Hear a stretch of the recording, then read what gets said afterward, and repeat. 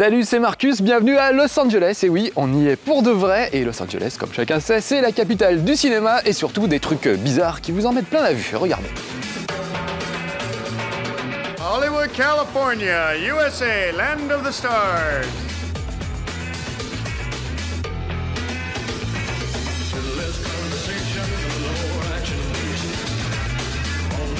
How we doing? Welcome to Hollywood.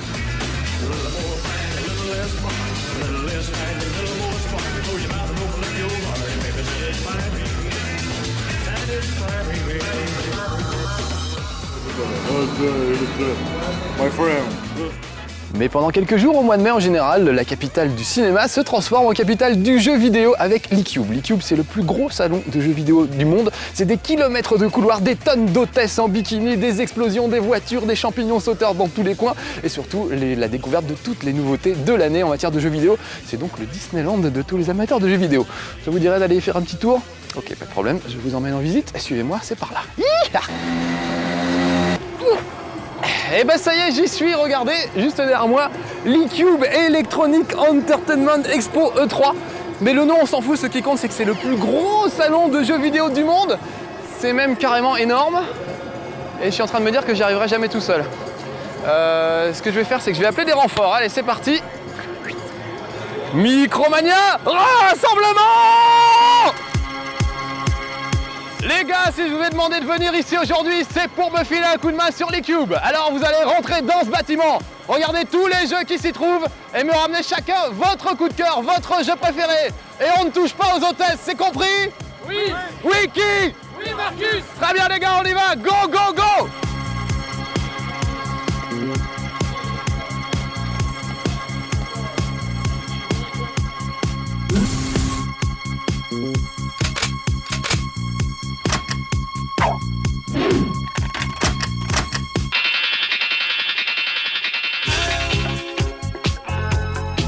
Welcome to the E3 show in LA.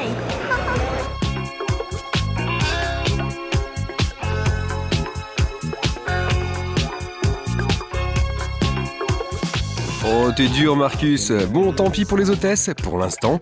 Et on file du côté de la PS2 voir toutes les nouveautés de ce salon. Attention, ça va faire mal. On commence par Shadow of Rome, sur le stand Capcom, qui met le joueur dans la peau d'un jeune Romain en toge et spartiate. Celui-ci doit sauver son père, injustement accusé du meurtre de Jules César. Au programme, beaucoup d'action, des gladiateurs en jupette par centaines, et on l'espère, un peu de finesse dans ce monde de brutes.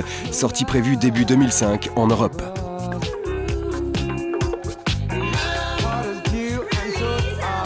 À la même date devrait nous parvenir également ATV Off-Road Fury 3 développé par Climax. Pour ce nouvel épisode du jeu de quad délirant, on nous annonce un mode multijoueur à 4 et un jeu en ligne jusqu'à 6 avec casque et clavier. Des cascades à gogo sans gros bobos, une recette qui marche.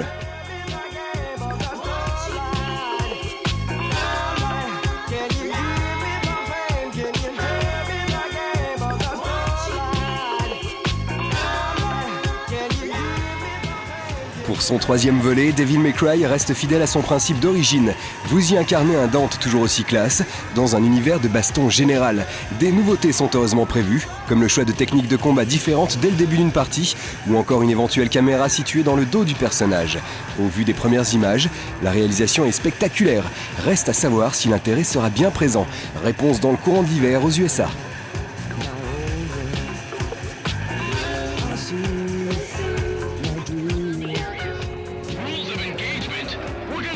Chez Namco, Ace Combat 5e du nom était présenté. Et oui déjà, outre des graphismes photoréalistes, c'est surtout l'aspect coopératif qui est mis en avant.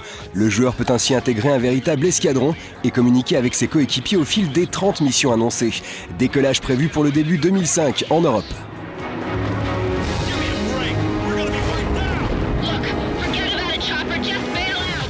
Cette E3 2004 était décidément le salon des suites. Naughty Dog montrait donc le troisième épisode des aventures de Jak and Daxter, et le moins que l'on puisse dire, c'est que ça semble toujours aussi bon. Reprenant le principe du précédent volet, à savoir la déambulation dans une grande ville, vous y dirigez les deux compères exilés dans une région désertique. Au menu des déplacements en véhicule renforcés et améliorés, une nouvelle transformation en Lightjack et un rôle plus important pour Daxter. Sortie prévue à la fin de l'année en Europe et aux USA. Vous vous souvenez de Nina Williams dans Tekken? Nina Williams wins. Et ben là voilà, elle est de retour et cette fois elle a son jeu pour elle toute seule. Elle est en vedette dans un jeu qui s'appelle Death by Degree. Elle y combat des méchants en petite tenue. Elle a une charmante petite culotte et un très beau petit soutien-gorge. Parfois elle est aussi habillée. Elle fait pas que du karaté, contrairement à ce qu'elle faisait dans Tekken. Elle montre qu'elle sait aussi très bien manier les sabres, les flingues et tout un tas d'armes différentes. Et ça fait plaisir de la retrouver, cette petite blonde.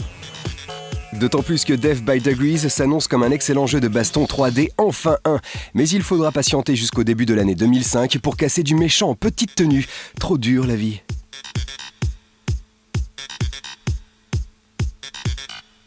Eh ben c'est pas vilain, hein. C'est super beau. Ouais. Tu sais, ça me fait penser au clip de rap, les mecs avec 14 casquettes sur la tête là. Bah écoute, moi tu rigoles, mais moi je me vois bien là-dedans avec toi. La vedette, on chante un single, le hit. Le tube de l'été. Le tube de l'été, clair. Ouais, je le verrai bien aussi, ouais. Ah ouais, j'aimerais vraiment bien.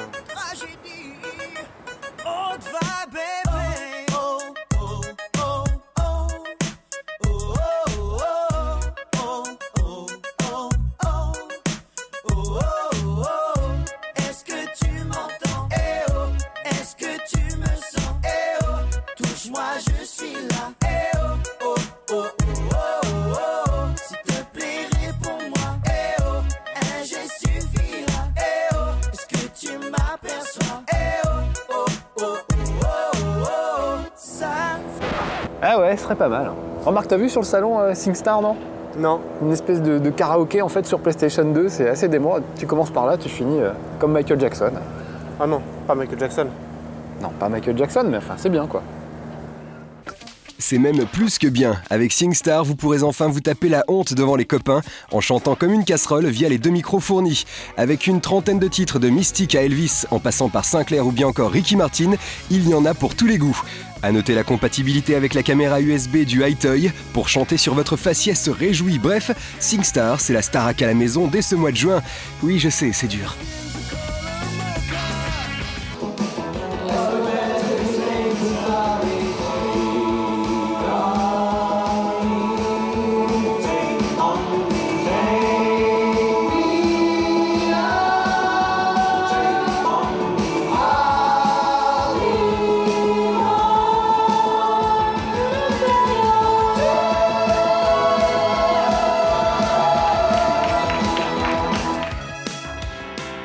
Ah, ça fait du bien quand ça s'arrête. Changeons de genre avec Killzone, un FPS futuriste sur le stand Sony. Au menu, 11 missions, 26 armes et 12 joueurs en ligne. Bénéficiant d'une ambiance travaillée à la Medal of Honor, il n'en reste pas moins assez tactique. Le joueur doit ainsi progresser à couvert et piquer des sprints entre chaque abri. Sprint limité dans le temps bien sûr, c'eût été trop simple. Sortie de la bête au mois d'octobre prochain en Europe.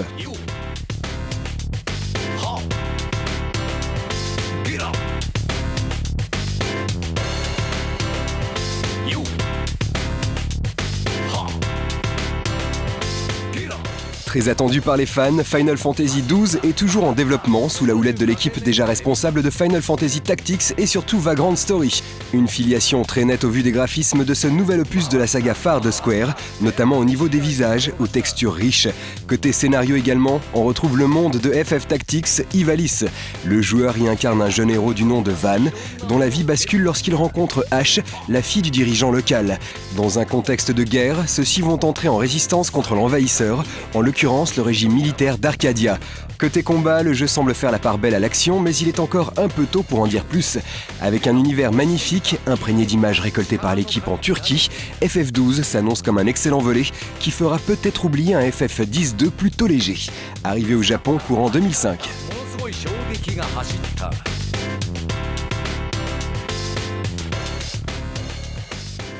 Vous vous souvenez de l'Hi-Toy, la petite caméra de Sony qui permet de faire andouille devant sa télé? On avait eu Hi-Toy Play avec plein de mini-jeux, Hi-Toy Groove, on pouvait danser.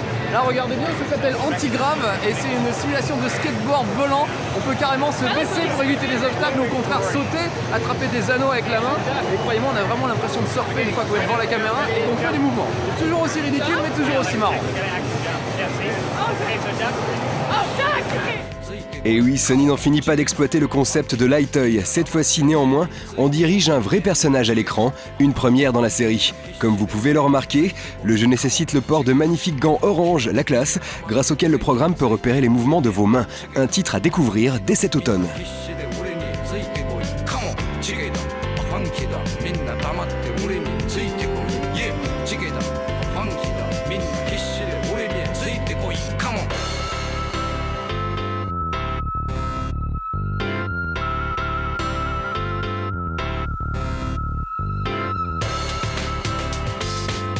Toujours chez Sony, God of War promet d'être un jeu d'action spectaculaire dans la lignée de Rigard sur PS2. Inspiré de la mythologie grecque, le scénario lance le joueur à la recherche de la boîte de Pandore au fin fond d'une forteresse malfamée, elle-même située sur une montagne désolée. Bref, un grand voyage en perspective, beaucoup de bourre-pif et quelques énigmes en plus. Sorti courant 2005.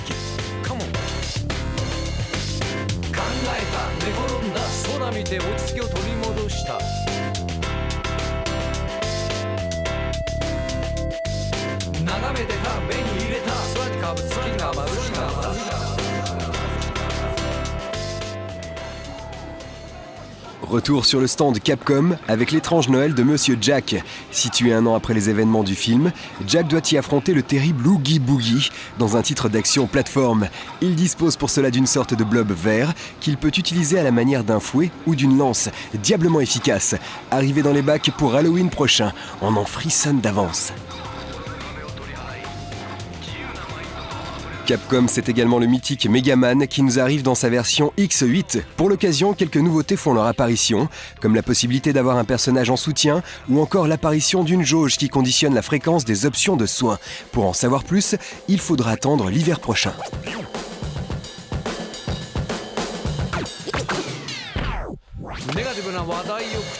Déjà disponible en France, Way of the Samurai 2 n'en était pas moins présent sur le salon. Pour ce titre, on nous annonce de multiples améliorations, comme des villes plus vastes, une panoplie de coups plus étendue et un scénario aux embranchements multiples. Bref, les sempiternelles promesses de dossiers de presse.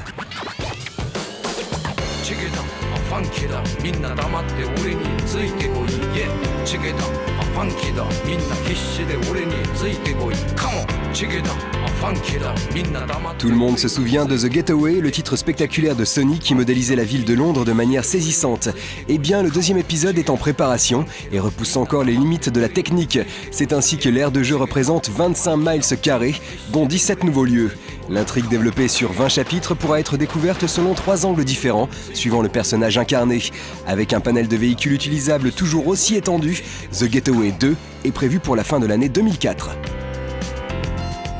Amis nostalgiques comme moi, regardez la petite merveille qui se trouve derrière moi. C'est Gradius, le shoot'em up mythique. Il est de retour et cette fois c'est sur PlayStation 2 que ça se passe. Yeeha. Et c'est Treasure, le studio papa de l'excellent Ikaruga, qui se charge du développement. C'est donc presque les yeux fermés que l'on pourra se jeter sur ce titre à partir du mois de septembre aux États-Unis.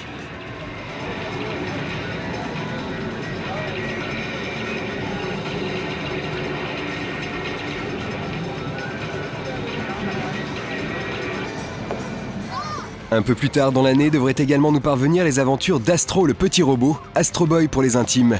On retrouve aux manettes la Sonic Team, gage de qualité. Dans un univers proche de l'œuvre originale de Osamu Tezuka, le joueur devra affronter d'énormes boss et acquérir les capacités qui ont fait le succès du gentil petit robot. Rendez-vous à la fin de l'année. S'il y a bien une star qui se fait attendre, c'est Gran Turismo. Le 4e épisode est enfin là sur le salon, avec évidemment une flopée de nouvelles bagnoles, y compris des très moches, comme ici. Et puis surtout, le mode multijoueur, on va enfin pouvoir se tirer la bourre entre copains. Sinon, ça reste une simulation hallucinante, très bien faite, avec des voitures rutilantes.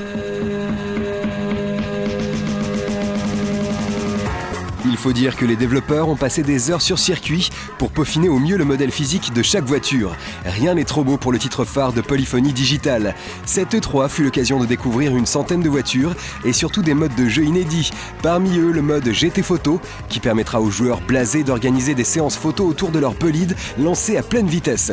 Le tout nouveau volant commercialisé pour l'occasion, le GT Force Pro, ne sera d'ailleurs pas de trop pour maîtriser la puissance de certains d'entre eux. Un gadget luxueux d'excellente facture, il est bon de préciser, même si son prix élevé le réserve à une élite fortunée. Le très attendu mode online qui permettra à 6 participants de s'affronter sur le net était également présenté. Une option qui devrait assurer à elle seule un grand succès à ce titre. Les impatients peuvent se jeter sur la démo GT4 Prologue, disponible depuis le mois de mai. Pour les autres, il faudra patienter jusqu'au mois de novembre prochain pour la version complète.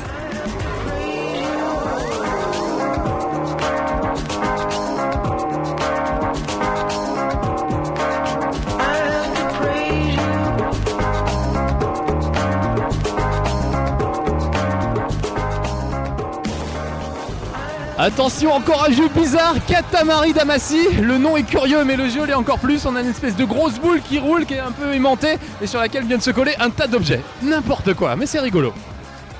Et c'est surtout un grand bol d'air frais dans un univers vidéoludique parfois trop frileux. Le concept de Katamari Damacy rappelle celui du Blob, classique du film d'horreur, une référence forcément sympathique. Déjà disponible au Japon, vous y incarnez le fils du roi de l'univers. Son petit papa a en effet malencontreusement cassé toutes les planètes un soir d'ébriété avancée, et le fiston doit réparer les dégâts en construisant de nouvelles étoiles. Et oui, c'est ça la boule qu'il pousse, c'est bougrement agréable à jouer et bien fichu. Un titre à se procurer absolument, mais dont la sortie reste encore indéterminée.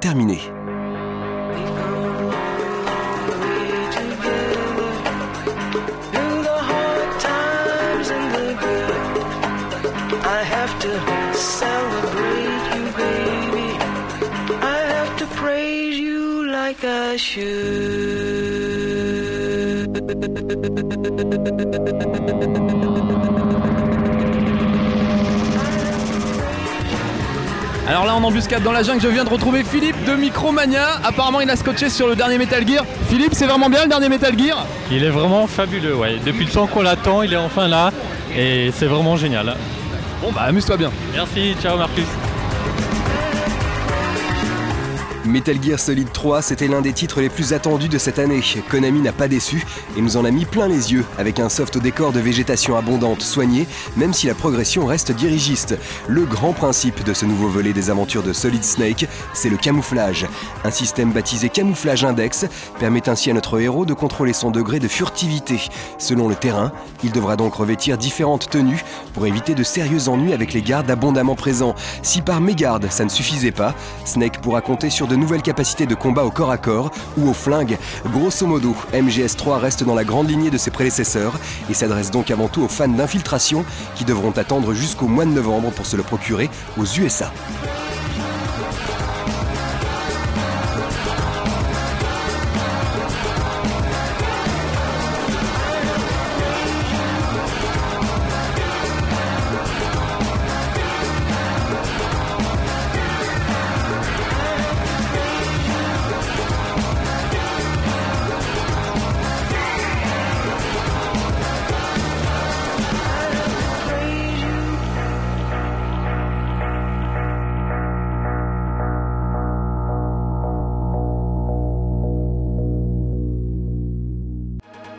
Derrière moi, Athènes 2004, adaptation officielle des Jeux Olympiques. Souvenez-vous, quand on était petit, on jouait à track and field et décathlon, et pour faire courir les athlètes, on tapotait du bout des doigts sur la manette. Et ben là, c'est encore pire. Regardez, ça fonctionne carrément avec le tapis de danse, et il faut tapoter, tac, tac, tac, en rythme, ou alors courir super vite pour faire courir les athlètes. C'est crevant, c'est comme si on faisait du sport en vrai. Incroyable pour des amateurs de jeux vidéo. Vous allez enfin faire du sport en vrai grâce à Athènes 2004. Et croyez-moi, ça vaut le coup. C'est crevant, mais on perd des kilos.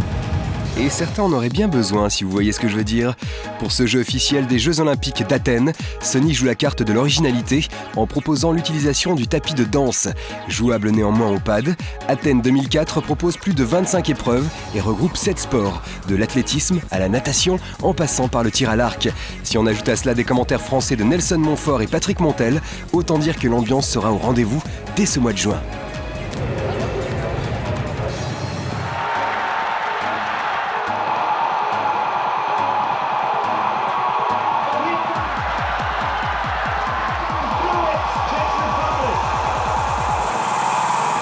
Attendu par des hordes de fans hystériques, Tekken 5 pointe le bout de ses poings en fer. Heihachi serait, paraît-il, décédé, mais on nous la fait pas à nous, on n'y croit pas.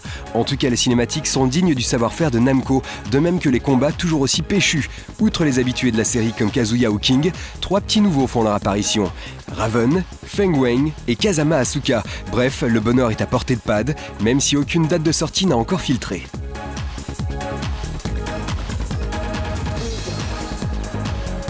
Disponible durant ce mois de juin, Siphon Filter Omega Strain propose 17 missions variées durant lesquelles vous dirigerez un agent spécial de l'IPCA qui lutte contre le terrorisme.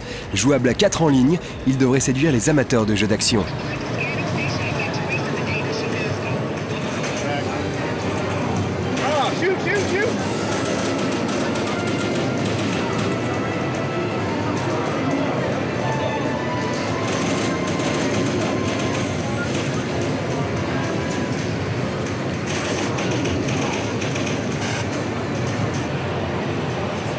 Ratchet 3, ça ne surprendra personne, reprend les tribulations des deux compères Ratchet et Clank, encore une fois entraînés dans une histoire de fou. Au menu de ce nouveau volet, toujours la même recette, à savoir de l'action, beaucoup d'action, et de la plateforme dans tous les sens comme l'aiment les petits gars de Insomniac Games. La grosse nouveauté viendra d'un mode online où 8 joueurs pourront s'affronter sur 6 cartes dédiées, sortie prévue à la fin de l'année.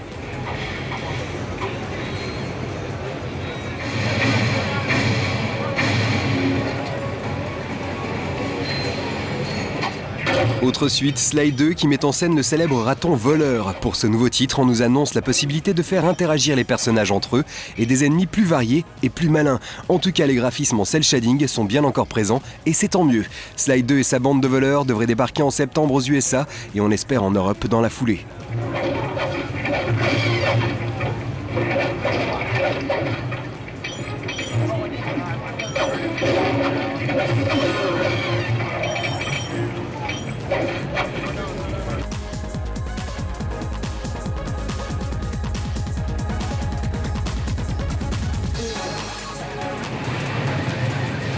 Dernière grosse claque chez Capcom, décidément très prolifique, Monster Hunter promet de passionnantes heures de chasse. Le joueur doit en effet y traquer de terribles monstres à l'aide de nombreuses armes et surtout en coopération en ligne. 4 fins limiers pourront ainsi s'aider mutuellement pour débusquer les spécimens les plus rares ou les plus dangereux. Un titre où se mêle avec bonheur action et stratégie en hors de monde. Doté en outre d'une ambiance graphique réussie, Monster Hunter est d'ores et déjà disponible au Japon. Pour l'Europe, il faudra attendre début 2005. Sorti au Japon tout buggé, Star Ocean 3 s'est rapidement doté d'une version corrigée, baptisée Director's Cut. C'est cette version que nous, Européens chanceux, aurons la chance de découvrir à la fin de l'année. Star Ocean, c'est un mélange d'heroic fantasy et de science-fiction, et un système de combat ultra dynamique. Star Ocean 3 fleure bon le hit. Profitant du succès de Lightoy, Sega sort Sega Superstar, une compilation de mini-jeux utilisant la caméra USB de la PS2. On retrouvera bien sûr la mascotte de la marque, Sonic, mais également d'autres personnages issus de l'univers Sega, comme les gros zombies de House of the Dead. Allez, vas-y Marcus, casse-leur la tête! Un titre rigolo, auquel vous pourrez vous essayer en personne aux alentours de la fin de cette année.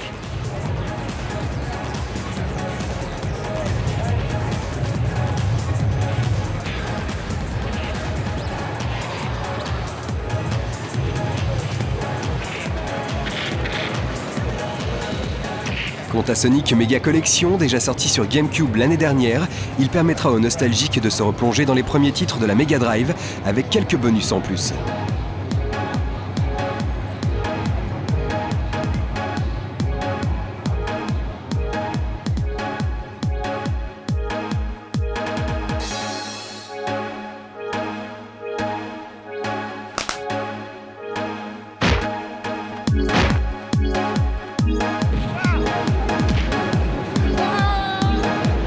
Et on finit en beauté cette partie dédiée à la PS2 avec les catcheuses de Rumble Rose. Un petit jeu bien sympa, surtout pour nous les hommes, qui on l'espère ne sera pas seulement agréable à regarder, mais aussi à jouer. Aucune date de sortie pour l'Europe. Dommage les filles.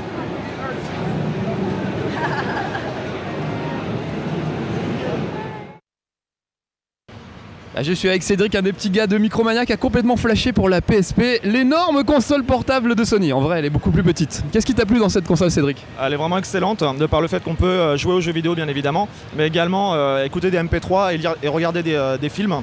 Et voilà, on a vraiment hâte qu'elle arrive chez nous d'ici l'année prochaine, je pense, quoi. Donc... Il va falloir être patient, mais t'as envie d'y jouer dans le métro ? Ah ouais, vraiment, carrément. Bon bah tiens, bon, ça arrive.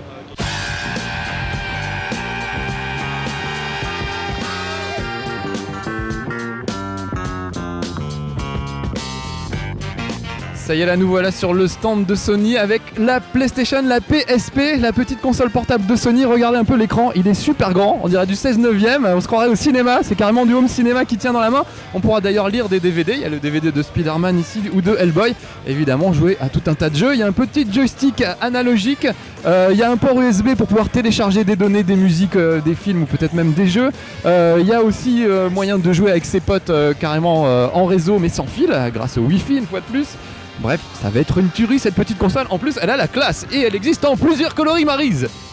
C'est sûr, elle a la classe, cette petite console. Mais il n'y a pas que le physique qui compte. Elle est aussi diablement impressionnante côté hardware. Son processeur cadencé à 333 MHz et ses 32 MO de RAM ont franchement de quoi convaincre. Toute petite, 17 cm sur 7,5 et d'un poids de 260 grammes seulement, elle dispose d'une batterie lithium-ion. Autonomie annoncée, 10 heures de jeu, 8 heures de musique et 2h30 de film. Il y a une flopée de jeux en démonstration sur le stand, ils sont pas encore finis, c'est juste des démos. Mais par exemple ici on a Metal Gear et techniquement c'est assez impressionnant, on n'est pas très loin de la qualité technique d'une PlayStation 2. Pour le moment on peut juste déplacer le regard du personnage, mais quand on pourra jouer, ça risque d'être une tuerie. Contrairement aux apparences, Metal Gear Acid est un jeu de stratégie au tour par tour, utilisant un système de cartes, plutôt gonflé de la part de Konami. Il faudra malheureusement attendre un peu avant de se faire un avis définitif sur ce titre phare de la PSP. Pour le reste de sa ludothèque, la PlayStation Portable, PSP, semble d'ores et déjà assurée d'un catalogue bien fourni. Même si des jeux originaux sont en préparation, tous les gros cartons de la PS2 vont être adaptés. On n'y échappera pas. WRC, Le Monde des Bleus, Wipeout et tant d'autres sont donc en cours d'adaptation. Et ce n'est finalement pas un mal. Côté prix, chaque titre devrait coûter dans les 50 à 60 €.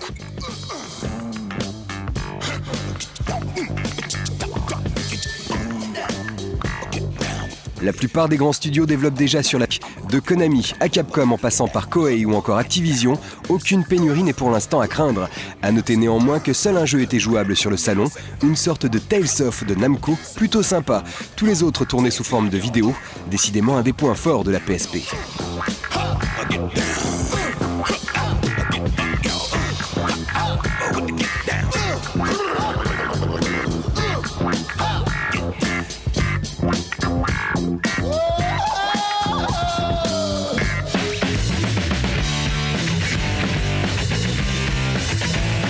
La PSP c'est carrément une mini salle de cinéma portative puisqu'il suffit de glisser une sorte de DVD et un UMD dedans avec votre film préféré, ici c'est Spider-Man et ensuite vous pouvez vous mater ça tranquillement dans l'avion, dans le métro, dans le train, en voiture mais pas en conduisant, sur le grand écran, regardez c'est super large, c'est carrément du cinémascope. L'UMD ou Universal Media Disc n'a pour l'instant rien d'universel. Il s'agit juste, format propriétaire de Sony, une manne potentielle de revenus incroyable. Plus concrètement pour nous, humble utilisateur, la capacité d'un UMD est de 1,8 gigaoctets, une mémoire de masse plus que conséquente qui devrait permettre moult cinématiques sans parler des films. Petit bémol, gros bémol même, pour profiter d'un de ces films, il faudra l'acheter en UMD et en UMD seulement. Les collectionneurs de DVD bouillent déjà de colère et on les comprend. Sur cette petite console, on peut aussi brancher un casque, écouter de la musique, télécharger des choses en MP3. C'est impressionnant, c'est comme un petit Walkman. Sony, c'est le papa du Walkman, donc c'est normal qu'ils en aient remis un dans la PSP.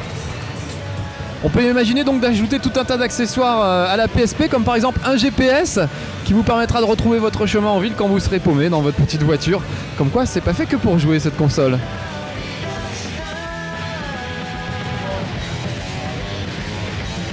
Encore un gadget qu'on peut imaginer pour la PSP, on rajoute, regardez cette petite tablette avec les lettres et avec un stylet, on peut écrire et envoyer des textos à ses amis pendant les cours. C'est bien pratique tout ça.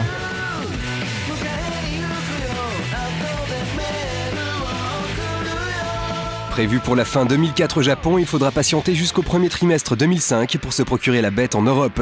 Aucune info sur le prix n'a encore filtré, même si on peut raisonnablement tabler sur une fourchette de 200-300 €. Et oui, avoir une PS2 au creux de la main, ça se paye.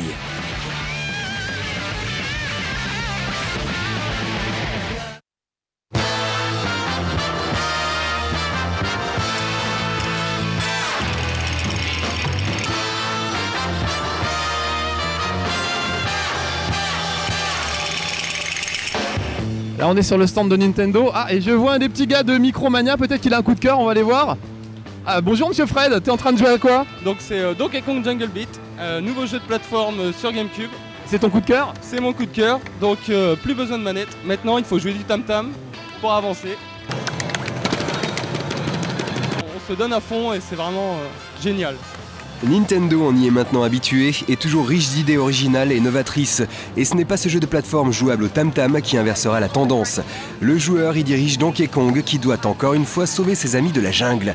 À grands coups de baffes rythmés et de claps dans les mains, Donkey devra sauter de liane en branche ou effectuer des courses. Livraison de la banane dans le courant de l'année 2005.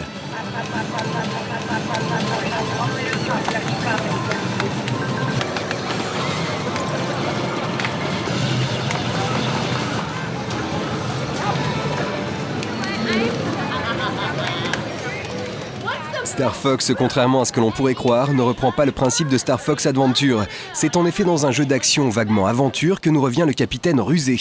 Quelques années après les événements du précédent épisode, une nouvelle menace apparaît et devinez qui est envoyé pour l'éliminer.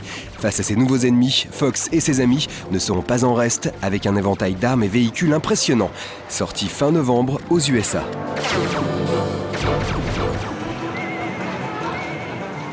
Les Pikmin reviennent. Les petites bestioles de Monsieur Miyamoto reprennent du service dans Pikmin 2, tout nouveau, tout beau.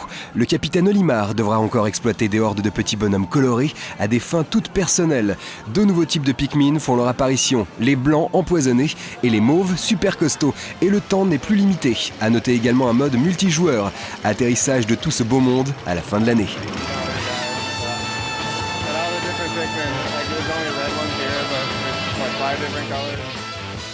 Sorti sur Nintendo 64 en 2001, Paper Mario avait su séduire par son esthétique si particulière. En 2004, Paper Mario 2 va encore plus loin. On a l'impression d'être devant un dessin animé, un rendu que Nintendo maîtrise bien depuis le dernier Zelda. Mario et ses compères vont à nouveau devoir sauver la princesse Peach dans ce jeu de rôle prévu pour la fin de l'année. Et en attendant Jungle Beat, vous pourrez toujours vous entraîner au Tam Tam avec Donkey Konga disponible dès octobre.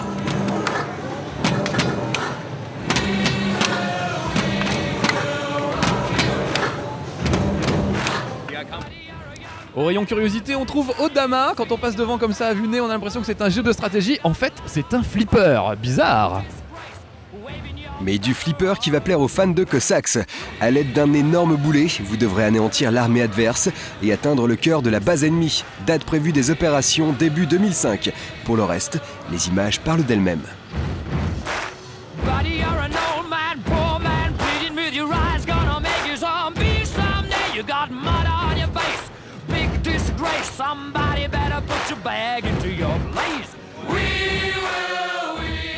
Extrêmement attendu et prometteur, Metroid Prime 2 Echoes a tiré les foules sur le stand de Nintendo.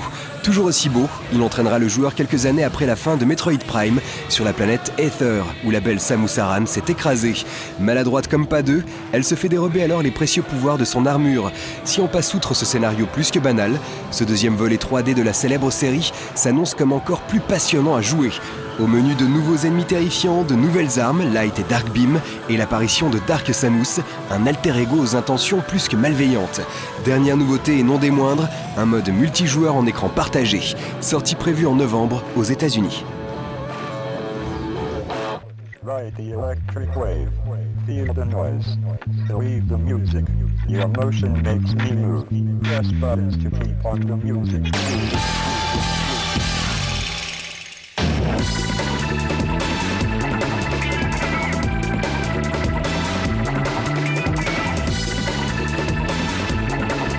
En provenance directe de la GBA, Advance War Under Fire déboule sur GameCube.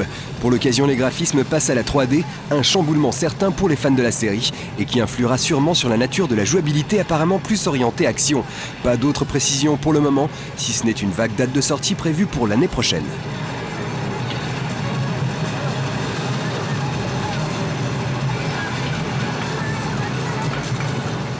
Ça c'est Geist, un jeu très original dans lequel vous incarnez un fantôme, vous pouvez prendre possession des gens, des objets, des chiens même. Il faut essayer d'effrayer les gens et quand ils sont effrayés on peut prendre possession de leur corps. C'est comme ça qu'on se balade à travers les niveaux, autrement on flotte en l'air, on traverse les murs. C'est super bien foutu, très malin, à mon avis ça va être un des grands jeux du salon, c'est un de mes préférés en tout cas. Et c'est plutôt rare un FPS chez Nintendo. C'est donc avec impatience que l'on attend ce titre développé par N-Space, à qui l'on doit déjà le très bon Duke Nukem Time to Kill sur PS1. En tout cas, l'ambiance semble assurée par une bonne réalisation d'ensemble et un mode multijoueur à 4 en écran partagé, à découvrir aux alentours de la fin de l'année.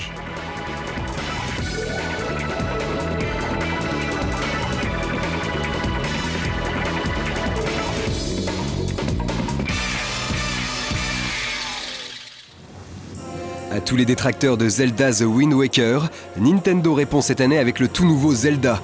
Loin de l'esthétique dessin animé du précédent volet, cet épisode fait clairement dans le sérieux, en reprenant l'ambiance de Ocarina of Time, ou plus exactement celle de la démo du Space World 2000. Pour ceux qui se souviennent, Link y affrontait un Ganondorf plus redoutable que jamais. La vidéo présentée cette année laisse tout simplement sans voix, d'autant plus qu'aucune date de sortie n'a encore filtré. Enjoy!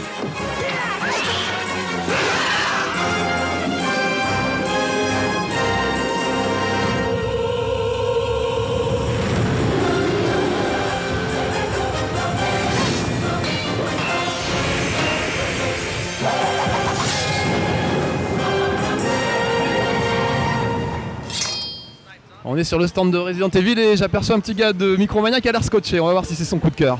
Monsieur Grégory, c'est ton coup de cœur, Resident Evil? Salut Marcus, ouais effectivement, Resident Evil c'est vraiment le gros coup de cœur de ce salon.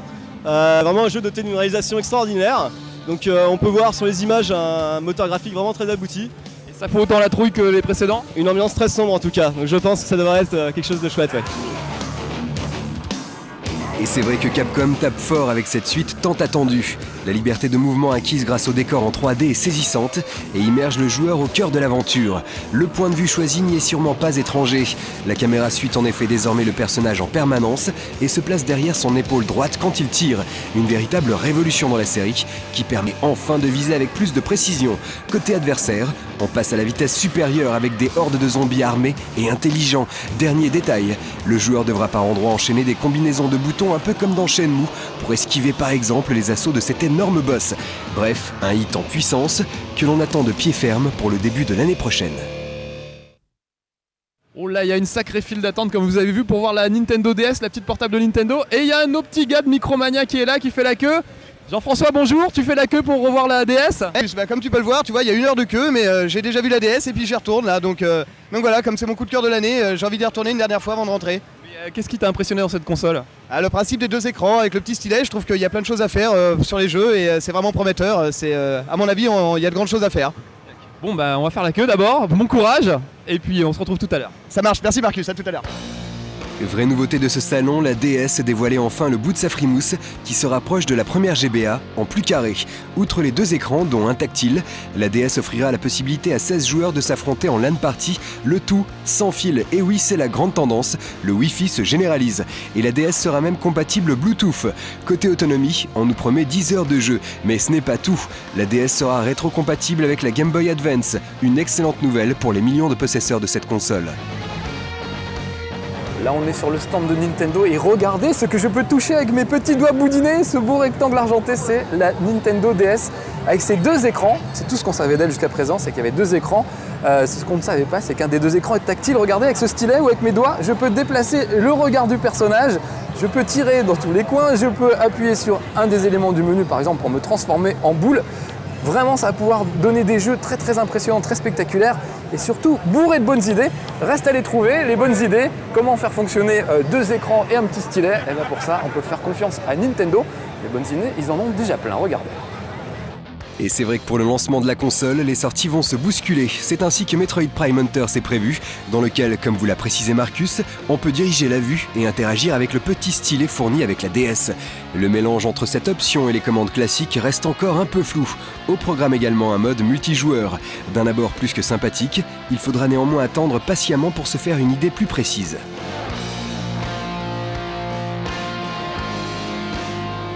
Mario Kart, le grand classique, sera bien sûr de la partie, avec une réalisation proche de la version N64. Nouveauté apparente, la carte affichée sur le second écran qui indique le classement. Et bien sûr, les tournois entre copains via le Wi-Fi promettant beaucoup.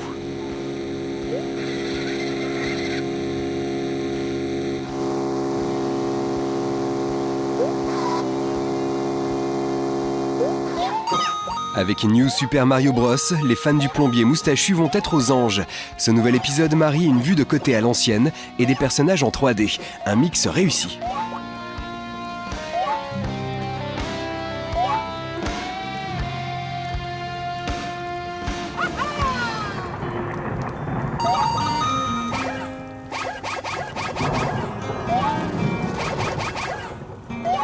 On ne change pas une recette qui marche. Pour la sortie de WarioWare sur DS, Nintendo a bien sûr adapté le principe des mini-jeux à l'écran tactile, ce qui promet pas mal de nouveautés côté gameplay. Rappelons que WarioWare est une succession de petites épreuves souvent débiles et qui font appel aux réflexes du joueur, du fun à l'état pur.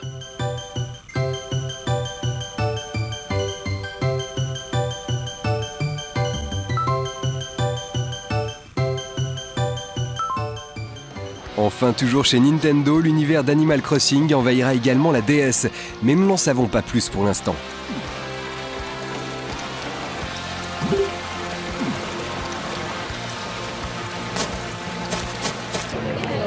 Ce qui est impressionnant avec cette petite console, c'est qu'elle peut être reliée avec d'autres consoles sans fil pour pouvoir jouer ensemble, mais aussi pour pouvoir s'envoyer des messages. Et le petit stylet, évidemment, il sert à écrire. Regardez, je peux écrire par exemple Micromania. et ensuite l'envoyer à l'autre bout, à mon pote qui pourra le lire. On peut faire évidemment des petits dessins. Et puis évidemment, il y a un petit clavier pour pouvoir écrire tout simplement. Ça va permettre de s'envoyer des textos pendant les cours, les gars, ça. Et allez hop, encore une bonne idée, je vais pouvoir chatouiller la tête de Mario ou de Wario avec le stylet. On va pouvoir lui agrandir le nez, voilà, lui secouer, lui tirer un peu les oreilles ou les moustaches. Ça défoule et c'est rigolo. Alors là c'est très spectaculaire, je suis en train de jouer carrément à Mario en 3D, ça ressemble beaucoup à la version Nintendo 64 pour vous donner une idée des cartes, c'est très spectaculaire. Là c'est une petite démo technique, il y a une étoile qui apparaît sur la carte, il faut aller chercher l'étoile. Le plan apparaît en bas sur la carte, comme ça permet de se repérer, et il faut que je sois le premier à attraper l'étoile. Le premier parce que je suis en train de jouer en réseau avec 4 autres personnes, sans fil comme ça, grâce au système Wi-Fi, ça permet de jouer avec 4 potes, 4 copines. La classe. Hein les filles? Kick them and steal the stars from them. Autre démonstration de l'écran tactile et du stylet, c'est un truc tout bête, il faut simplement que je trace le chemin pour le petit Luigi qui est en train de tomber avec son ballon et que j'encercle les adversaires, voilà, dans des petites bulles, histoire de le protéger, comme une espèce de jeu de labyrinthe. Alors ça pourra être une partie d'un jeu de plateforme un peu plus tard. Et encore une riche idée, ils sont bourrés d'idées chez Nintendo. Un autre super exemple d'utilisation du petit stylet, je vais par exemple essayer de manger ces deux fantômes en dessinant un Pac-Man, voilà, qui va se mettre à leur courir après, et ensuite j'ai plus qu'à mettre des murs pour empêcher le Pac-Man de sortir de l'écran et qu'il aille grignoter les fantômes. Hop, et voilà le travail. Évidemment, on n'imagine pas une console portable chez Nintendo sans les Pokémon. Regardez bien qui est là, l'ami Pikachu. Avec mes petits doigts, je peux lui tirer les oreilles. Enfin, je peux lui tirer la papate. Il a l'air de bien apprécier en plus. Je peux le gratouiller, le chatouiller. On peut faire des petits jeux avec lui, lui jouer de la musique. Il a l'air content comme tout. C'est un vrai petit Tamagotchi dans une console portable. Dernier détail, le prix. Comme on s'en doutait, Nintendo est resté discret sur ce sujet. En concurrence directe avec la PSP, la DS ne devrait pas dépasser les 200 €. Quant au jeu, le mystère reste entier. Sortie prévue de tout ce beau monde début 2005 et histoire de patienter, profitez de ces quelques images.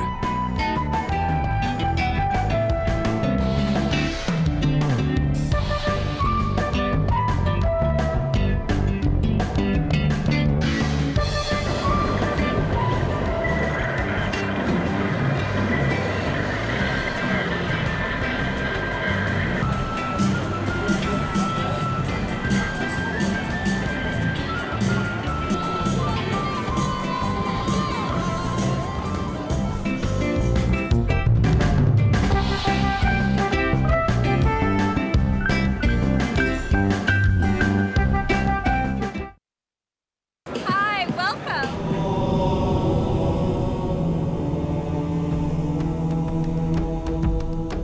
Bien implantée sur le sol américain, la Xbox présentait de nombreux jeux, à commencer par Forza Motorsport, qui s'annonce comme le Gran Turismo de Microsoft.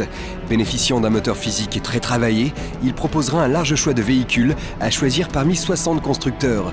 Côté circuit, pas de chiffres par contre, si ce n'est le nombre d'environnements annoncés qui s'élève à 16. Les fans de tuning vont se régaler, ils pourront pratiquer leur hobby préféré sur les bolides de Forza Motorsport grâce à des modèles 3D riches en détails, sortie prévue à la fin de l'année aux USA.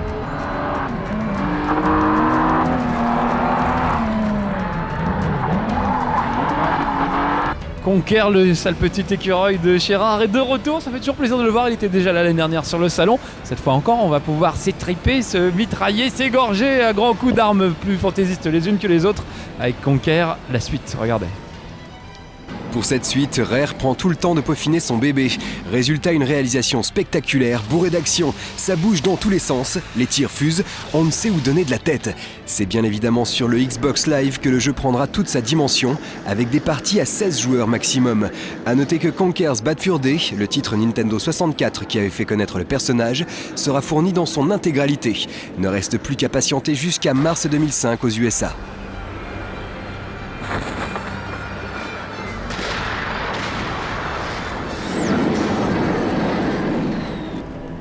Repoussé au mois de juillet, Sudeki n'en était pas moins présent sur le salon.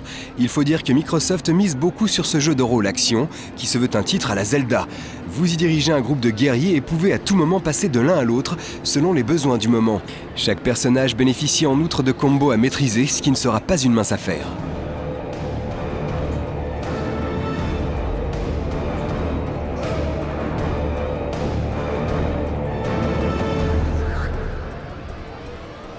Annoncé en 2001, le projet Fable touche enfin au but. Rappelons que le joueur y accompagne son personnage de sa naissance jusqu'à sa mort, dans un environnement héroïque fantasy. Chacune de ses actions, bonnes ou mauvaises, influera directement sur son destin.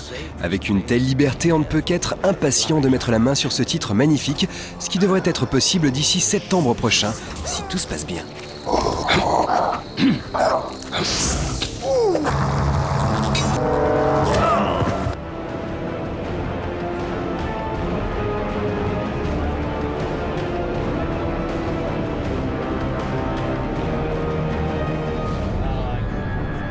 Aux alentours de la fin de l'année devrait également nous parvenir Unreal Championship 2, le titre bourrin par excellence. Principalement dédié au Xbox Live, ce titre combine à la fois vue à la première et à la troisième personne. Un mélange qui risque de surprendre. Nouveauté de cet épisode, l'apparition d'armes de corps à corps qui promettent des mêlées mémorables, disponibles à la fin de l'année.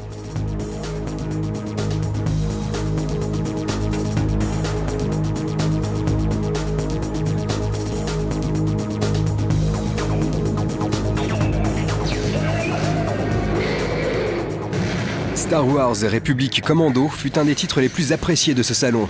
Reprenant le moteur d'Unreal, il met le joueur dans la peau d'un membre d'une escouade de choc spécialisée dans les actions musclées. Jouable online jusqu'à 16, nous devrions pouvoir nous y essayer vers la fin de l'année. Pour l'heure, place aux images.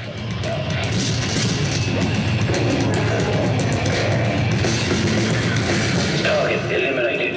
No life reading here.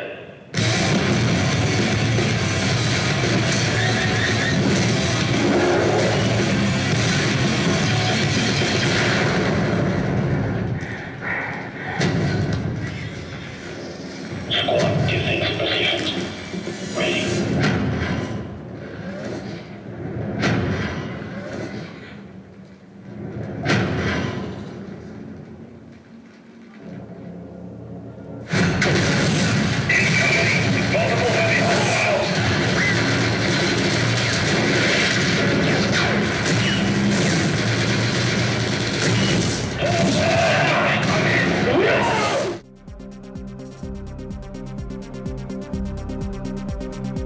Rainbow Six 3 Black Arrow, c'est le titre du premier standalone du hit d'Ubisoft. Celui-ci bénéficie de quelques améliorations bien sûr, comme une intelligence artificielle plus évoluée ou encore l'apparition d'un mode 2 joueurs en écran partagé. Du bonheur à découvrir sur Xbox Live dès le mois d'août.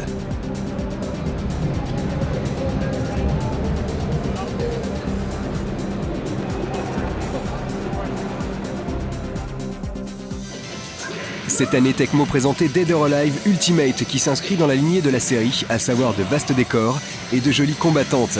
A noter que les 2 premiers volets seront inclus, retravaillés pour l'occasion et jouables en ligne. Bref, du tout bon, disponible cet été si tout se passe comme prévu.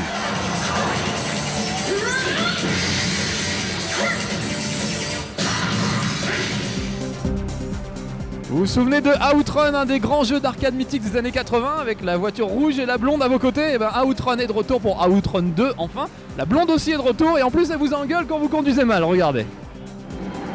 Et pour cette nouvelle mouture, Sega a bien fait les choses et nous propose 8 bolides de rêve, dont la célèbre Testarossa du premier épisode bien sûr, mais également la Ferrari Enzo, la F50 ou encore la 288 GTO. Avec un total de 15 courses et un mode mission riche d'une centaine d'épreuves, cet Outrun, deuxième du nom, devrait faire un carton lors de sa sortie en octobre prochain.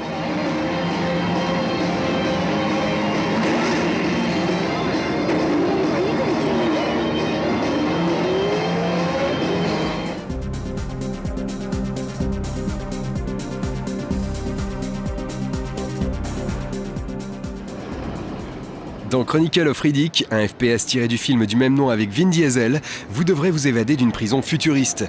Au programme, beaucoup de mauvaises rencontres et une interaction avec les décors que l'on nous promet particulièrement travaillés. À voir d'ici l'été.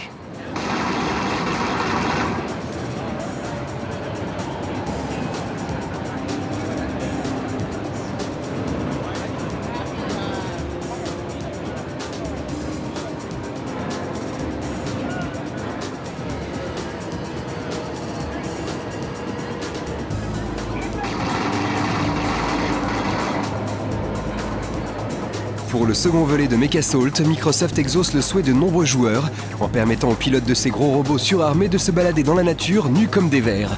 Un aspect qui n'est pas sans rappeler Front Mission ou encore Xenogears. Mais le but de l'opération ne sera pas vraiment de prendre l'air, mais plutôt de changer de véhicule.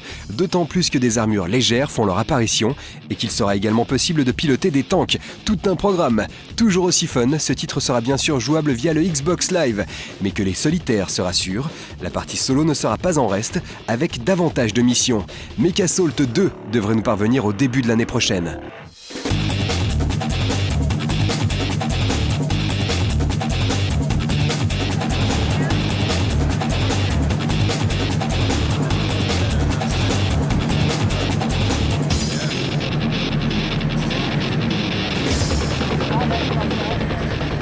Et si on vous emmenait là où on n'a pas le droit d'aller? Regardez bien, c'est un scoop. C'est lors de la conférence de presse Xbox qu'était en effet présenté Halo 2, le titre phare de la Xbox. Cette année, les développeurs avaient choisi de nous faire découvrir le mode multijoueur. Sur une carte magnifique de bord de mer, 2 équipes de 4 joueurs pouvaient s'affronter dans un mode de capture de drapeau. L'occasion de se faire une petite idée du gameplay multi de ce titre qui fait la part belle au véhicule et à la coopération. Techniquement, le moteur graphique tient la route, l'action est soutenue et le level design particulièrement intelligent. Bref, un avant-goût plus que prometteur pour ce Halo 2 prévu pour le mois de novembre.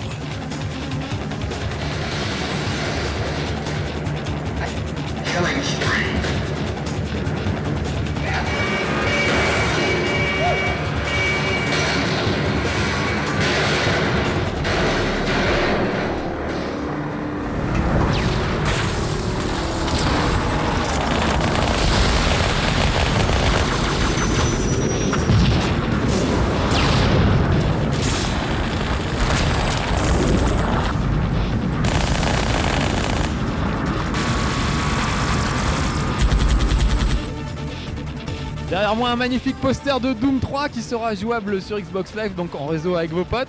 Il y a aussi quelques machines qui permettent d'essayer le jeu. Malheureusement, on n'a pas le droit de le filmer. C'est dommage. Tout de suite, les images. Pour le 3e épisode de son titre mythique, ID Software a fait le choix de l'ambiance et ce n'est pas ce trailer qui nous prouvera le contraire. Tout au long de la 30aine de missions annoncées, vous devrez combattre les forces de l'enfer, déchaînées sur une station spatiale. Autant dire que ça va saigner cet été. Pour le reste, les images parlent d'elles-mêmes, on vous laisse apprécier.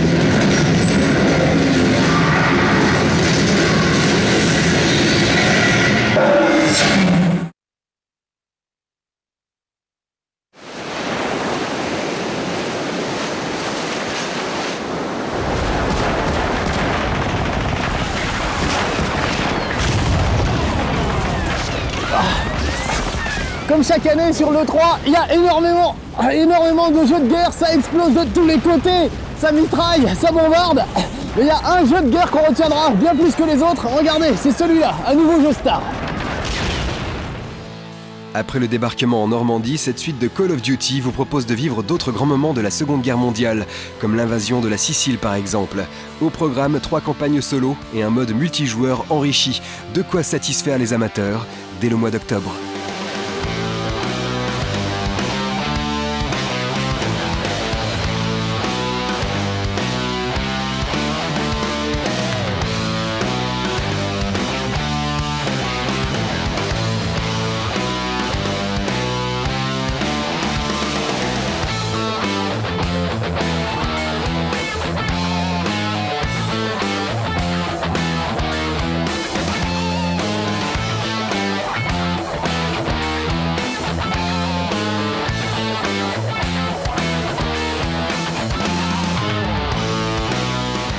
Adaptation du fameux jeu de plateau, Warhammer 40 000 Dawn of War devrait débarquer vers la fin de l'année sous la forme d'un jeu de stratégie en temps réel.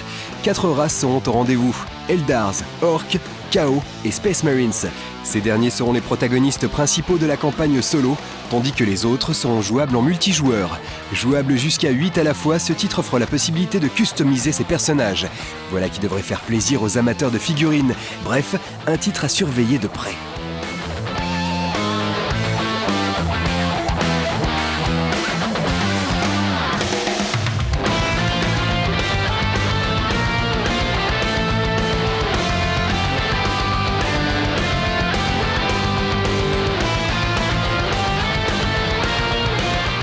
Né en 1999, l'univers d'EverQuest accueille enfin un deuxième épisode qui promet à beaucoup de longues heures de bonheur et une vie sociale réduite au minimum.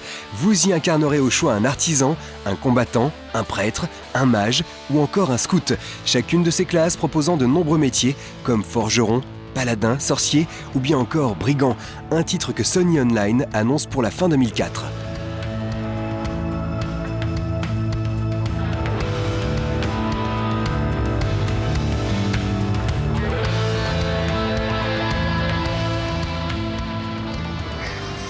L'univers de Warhammer, c'est aussi un jeu de rôle dont voici l'adaptation en jeu vidéo.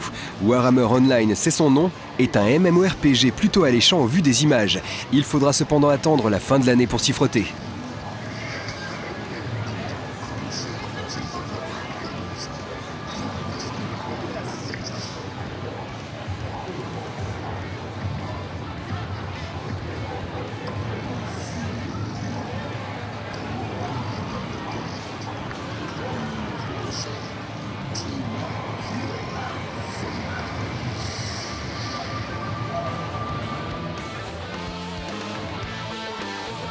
Immense succès, les multiples Sims ont touché un large public et notamment celui des filles.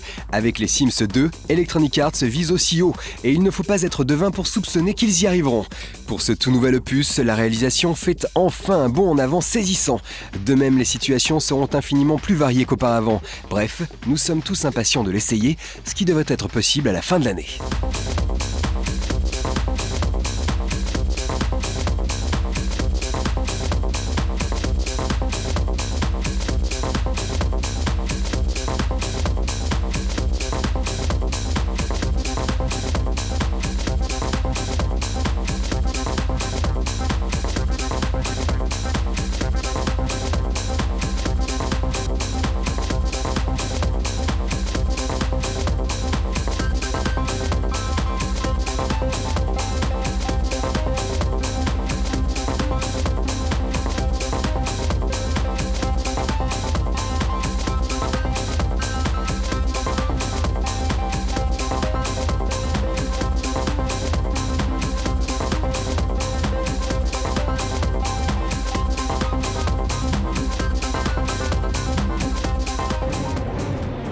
Alors là, je viens de retrouver sur le stand radioactif de Stalker, Franck. Ça va, pas d'effet secondaire pour le moment? Pas pour l'instant, j'attends de voir. Et alors, c'est ton coup de cœur, Stalker, pour cette E-Cube?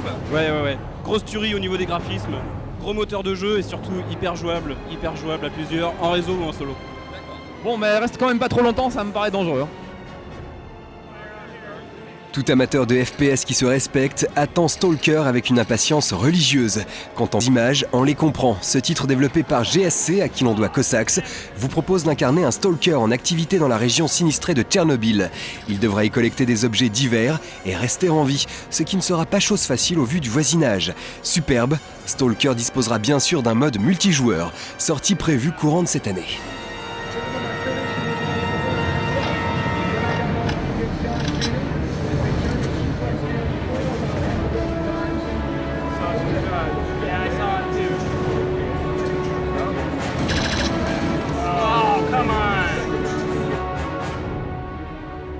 Date plus précise par contre pour le jeu de rôle massivement multijoueur Dragon Empire qui devrait atteindre notre belle contrée en septembre prochain. Toujours chez Codemasters, Soldiers Heroes of World War II est un commando-like prévu pour ce mois de juin.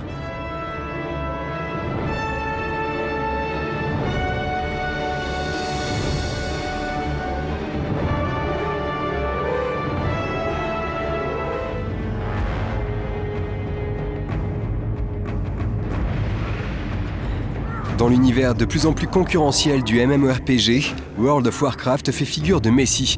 Il est attendu par des millions de fans de la série mythique de Blizzard qui vont enfin pouvoir incarner aux joies intenses un orc, un troll, un mort-vivant ou un Torrance. Déjà en bêta-test aux USA et en Corée du Sud, ce titre majeur devrait y être disponible à la fin de l'année. Pour l'Europe, il faudra attendre pour en savoir plus.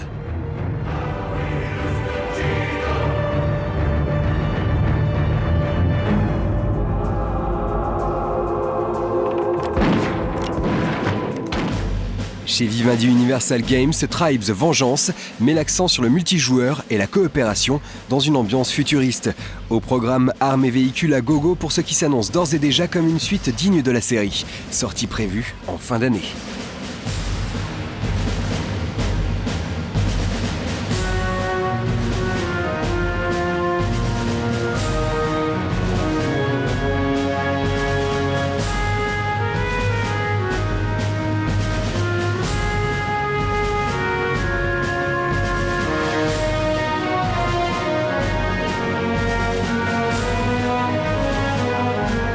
Toujours chez VUG, Empire Earth devrait couvrir près de 10 000 ans d'histoire, répartis sur 3 campagnes solo. Dans ce jeu de stratégie en temps réel, vous côtoierez pas moins de 14 civilisations, offrant toutes des caractéristiques différentes. On nous annonce également une intelligence artificielle améliorée par rapport au précédent volet. Il ne reste plus qu'à attendre début 2005 pour vérifier tout ça.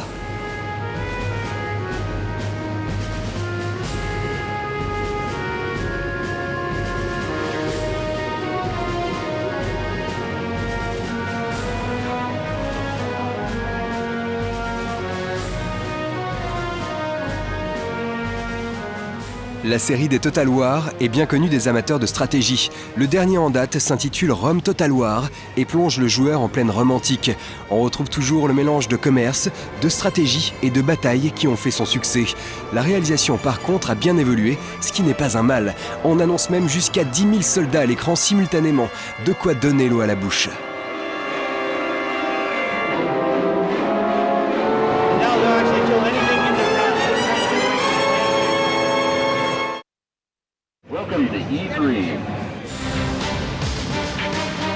Extrêmement bien fourni en titres de tout poil, l'univers Star Wars s'enrichit encore de nouveaux jeux, à commencer par la suite de l'excellent Knights of the Old Republic. Vous y découvrirez 7 nouveaux mondes où vous devrez lutter contre les redoutables Sith, sortie prévue au premier trimestre 2005.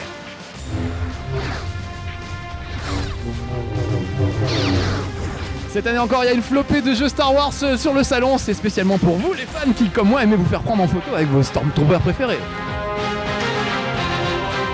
Star Wars Battlefront est un jeu d'action qui vous propose d'incarner au choix un soldat de la rébellion, l'Empire, un clone ou un droïde, le tout sur une dizaine de planètes.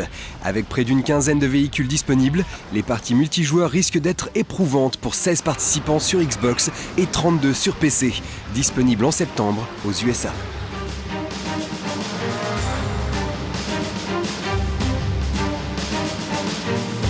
Après son décevant Deus Ex 2, Ion Storm revient à la charge avec le 3e épisode de FIF, rebaptisé chez nous Dark Project.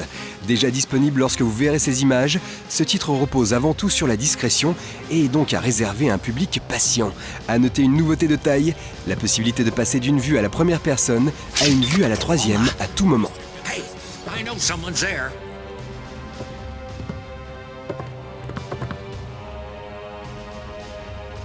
Le prochain film des créateurs de Pixar, à qui on doit notamment Toy Story, s'appellera The Incredible et ça raconte l'histoire de super-héros un peu vieillissants et bedonnants. Le jeu est déjà là et il a l'air aussi drôle que le film. Et on n'en sait guère plus sur ce titre, si ce n'est qu'il s'agit d'un jeu d'action au graphisme mignon, reprenant l'esthétique du film. Pour en dire plus, autant attendre sa sortie aux alentours de novembre 2004, en même temps que le long métrage.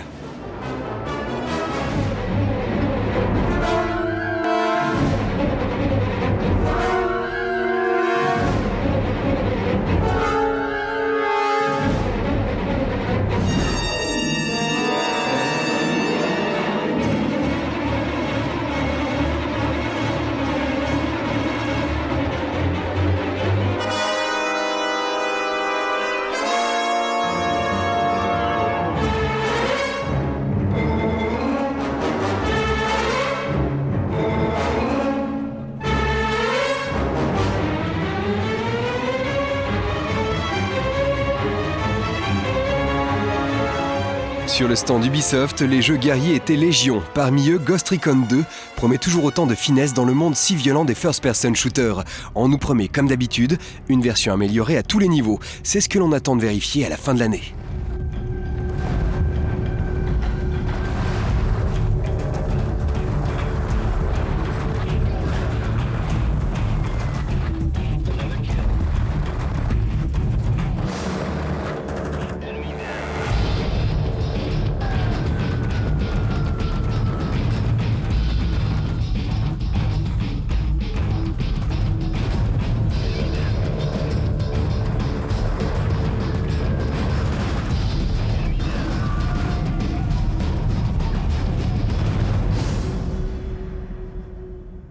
Toujours chez Ubi, Brothers in Arms joue la carte du réalisme.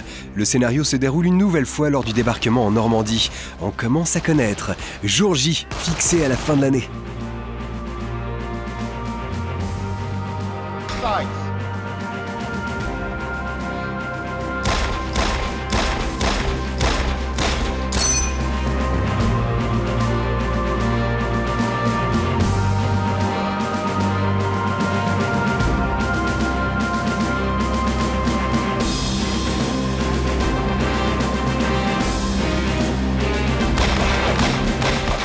Plutôt talentueuse, l'équipe du studio 2015 avait su emmener le monde console de Medal of Honor sur PC avec brio.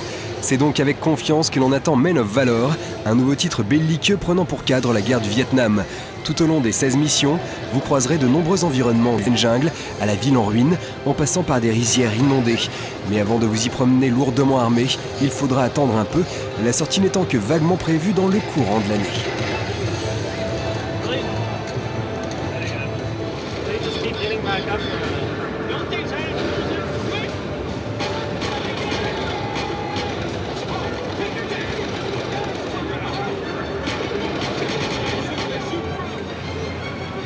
Oh pep, là sur le stand de Far Cry, je vois un des gars de Micromania qui est en train d'essayer de voler un scooter des mers. Greg, alors on t'attrape avec des hôtesses et maintenant tu voles des scooters. T'as tes coups de cœur au moins, j'espère. Ouais, mais j'en ai 3. 3 ? C'était un normalement. Bon allez, c'est quoi tes 3 coups de cœur? J'arrive pas à me départager parce que moi le jeu vidéo, il faut que ce soit beau, réaliste, il faut que ça te parle, il faut que tu sois... que ça te fasse rêver en fait. Donc voilà, donc... Bon, alors t'as choisi quoi? Bon, j'ai choisi Prince of Persia 2, Splinter Cell 3 et Far Cry Instinct. D'accord. C'est pour ça que tu essaies de voler le scooter. Ah bravo. C'est pour rentrer. Bon d'accord. Allez, on regarde les images.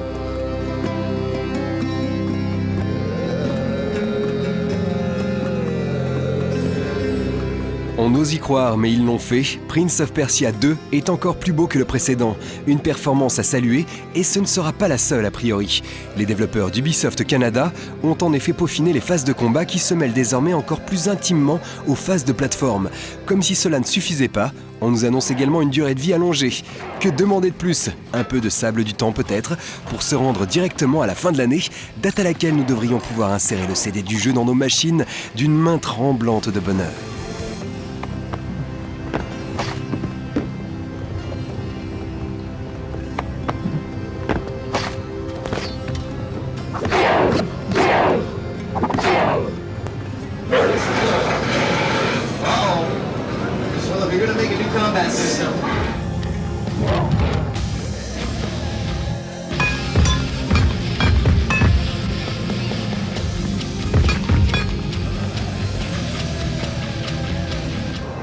Pour le moment prévu uniquement sur PC, Splinter Cell 3 entraîne Sam Fisher jusqu'en Corée du Nord, où il fera preuve de toujours plus de talent pour déjouer d'odieux plans terroristes.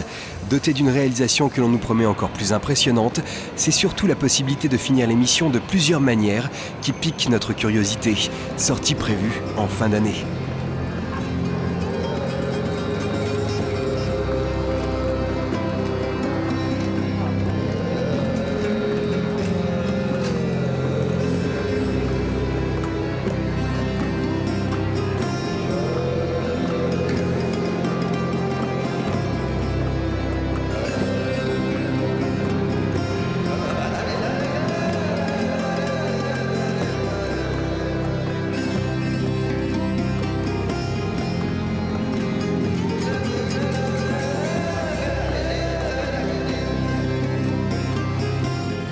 Décidément très prolifique, Ubisoft Canada s'attelle à l'adaptation console de son hit PC Far Cry, sous-titré pour l'occasion Instinct. Cette version sera assez proche de l'original, surtout sur Xbox, qui proposera le jeu en ligne via le Xbox Live. À noter également un éditeur de cartes, une option bien sympathique. Pas de date de sortie annoncée.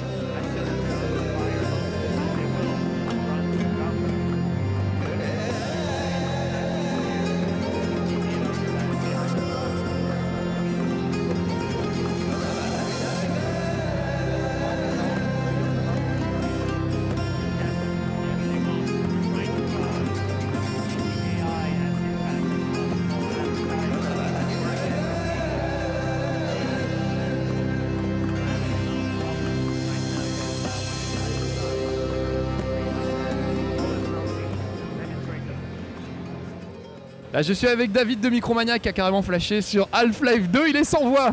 Ouais, c'est même plus un flash, je suis tombé amoureux du jeu, c'est exceptionnel, c'est beau, l'interaction avec les décors, il y a tout qui est...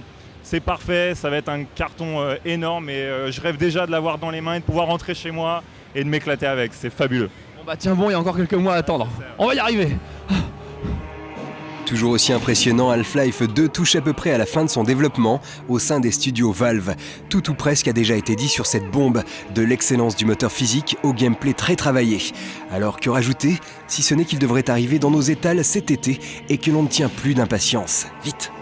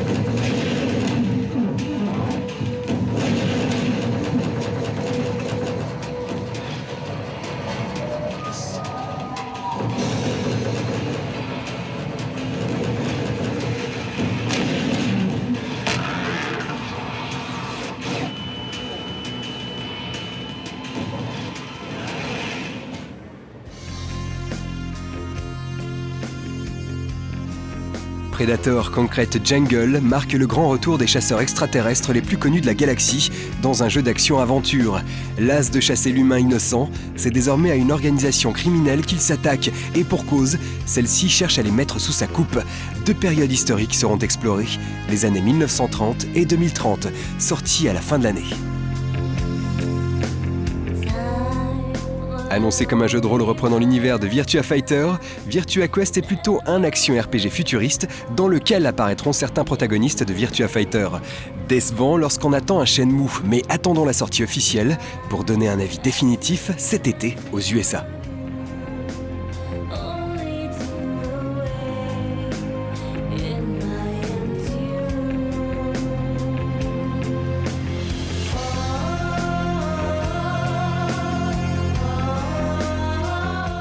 Après l'excellent film de David Fincher, voici Fight Club, le jeu. A priori, il s'agit d'un jeu de combat à la Tekken, mais mon petit doigt me dit qu'il ne fera pas le poids face au dernier né de chez Namco.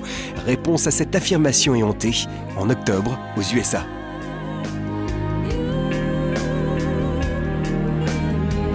StarCraft Ghost touche enfin au but avec une date de sortie prévue pour la fin d'année. Après 2 ans d'attente fébrile, les joueurs vont pouvoir incarner une Ghost dans ce jeu d'action infiltration à la 3e personne. Plus convaincant que l'année dernière, notamment au niveau des graphismes, ce titre très attendu reconstitue parfaitement le monde du jeu de stratégie dont il est issu. Un vrai bonheur pour les connaisseurs.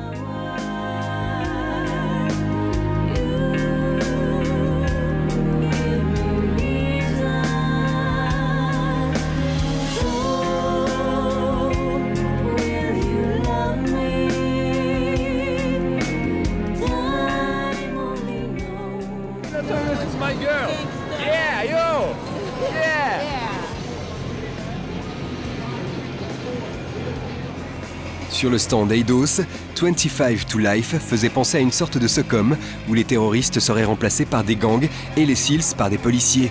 16 joueurs pourront s'écharper en ligne sur ce titre à partir du deuxième trimestre 2005.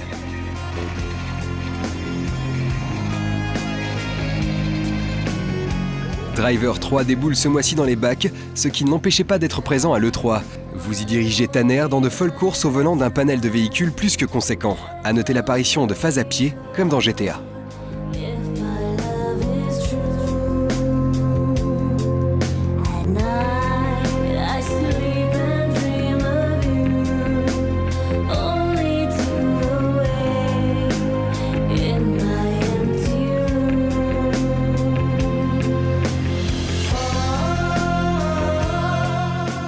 Prévu pour cet automne, Colin McRae Rally 2005 reprend les grandes lignes du précédent volet. Des nouveautés seront heureusement de la partie, comme un mode carrière revisité et le jeu en ligne jusqu'à 8 joueurs.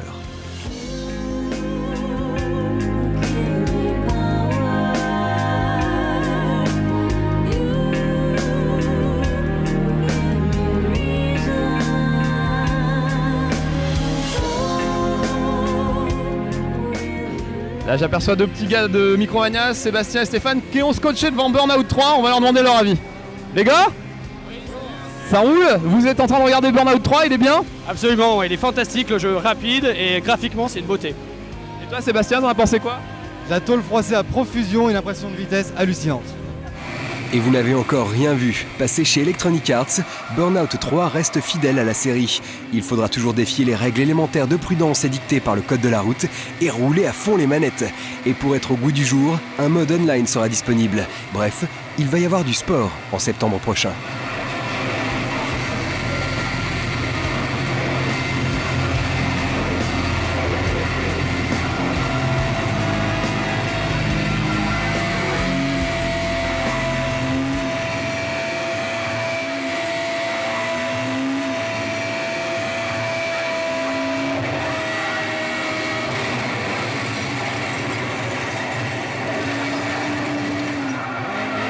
Alors 5 968 $, ça c'est quand j'ai tapé le bus la première fois. Ensuite j'ai envoyé la voiture rouge sur le vieux pick-up, donc ça c'est pas mal.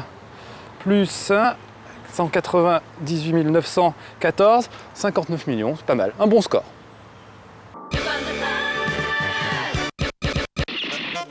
C'est pas tout, mais Vivendi présentait son nouveau Spyro qui ne semble pas révolutionnaire et qui s'adresse avant tout aux plus jeunes. Mais prudence, attendons sa sortie à la fin de l'année pour nous prononcer définitivement.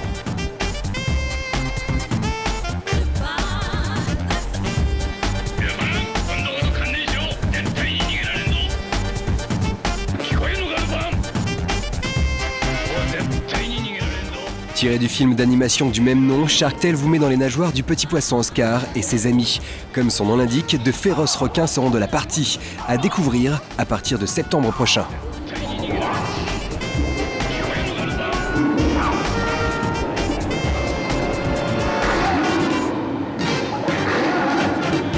Mortal Kombat Déception de chez Midway est le énième épisode de la série débuté il y a plus de 10 ans.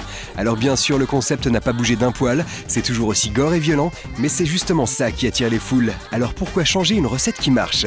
Boucherie prévue en fin d'année aux USA.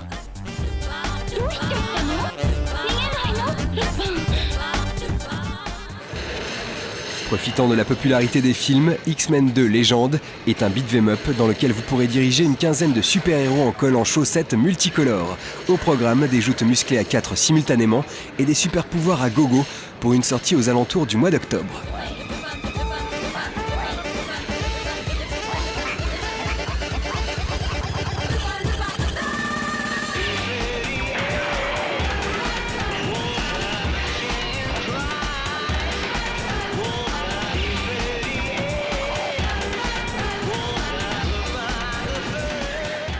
Time Splitters 3, Future Perfect ça s'appelle, je l'attendais depuis longtemps, pour moi Time Splitters c'était le digne successeur de GoldenEye sur Nintendo 64.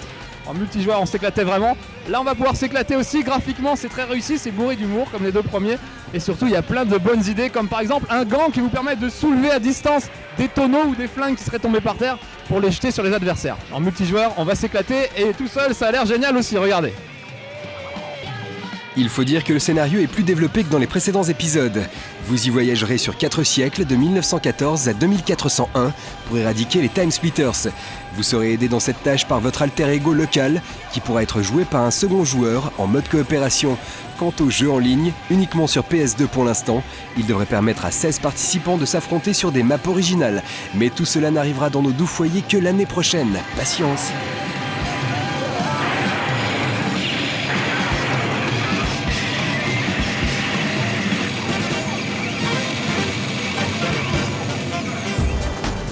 Après 2 adaptations décevantes de Terminator 3, c'est avec la plus grande méfiance que l'on attend Terminator 3 Rédemption. Celui-ci devrait proposer 14 niveaux d'action et de nombreux véhicules pilotables dès le mois de septembre.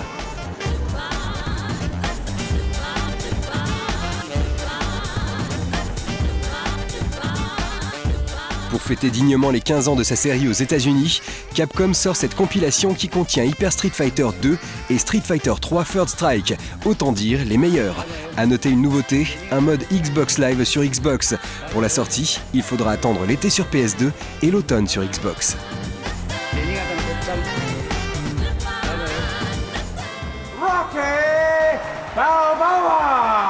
Rocky Balboa, l'étalon italien, le copain fidèle de la belle Adriane, est de retour sur le ring. Avec sa quarantaine d'adversaires, il devrait attirer tous les boxeurs amateurs. Début du combat à la fin de l'année. Le Seigneur des Anneaux, c'est le livre qui a inspiré tous les jeux de rôle et pourtant on avait droit jusqu'à présent qu'à des jeux d'action. Voilà enfin le jeu de rôle, ça s'appelle Lord of the Rings The Third Age et c'est très réussi, regardez.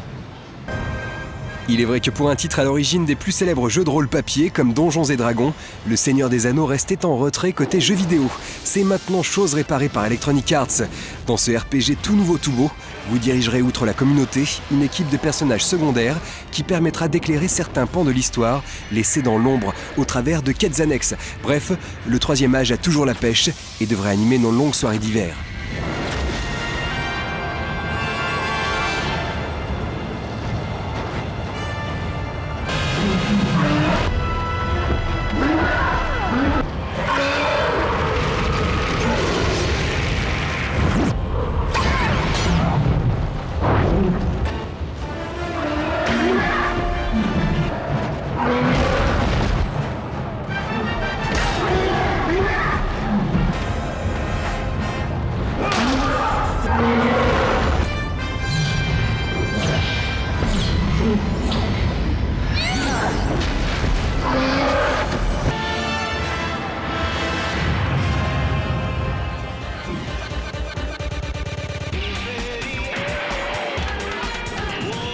Lassé de se chamailler et surtout pour combattre un ennemi commun, Crash Bandicoot et son adversaire de toujours, le Dr Cortex, s'associent.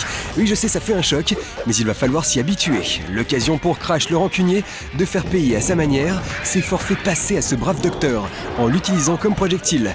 Début du supplice au 3e trimestre 2004.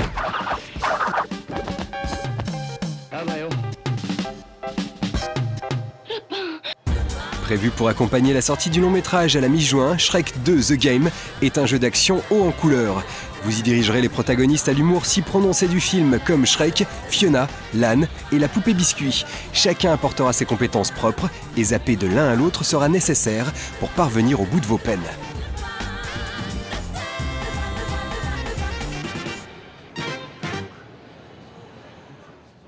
Me voilà entre les tentacules du Docteur Octopus pour vous parler de Spider-Man 2, inspiré du film du même nom. Les premiers jeux Spider-Man sur PlayStation étaient très réussis.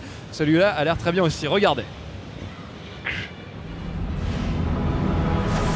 Spider-Man 2 sortira au ciné accompagné de son jeu. Dans une ville où le héros pourra aller et venir à son gré, vous devrez faire régner l'ordre et la justice dans la jungle urbaine. Arrêter les voleurs, c'est bien, mais certaines missions plus intéressantes seront aussi accessibles, à condition de disposer des bons pouvoirs. Un système de points permettra d'en acquérir tout au long de l'aventure. À noter la possibilité d'effectuer des figures acrobatiques à la Tony Hawk, grâce à une physique de la toile d'araignée plus travaillée. On s'y croirait.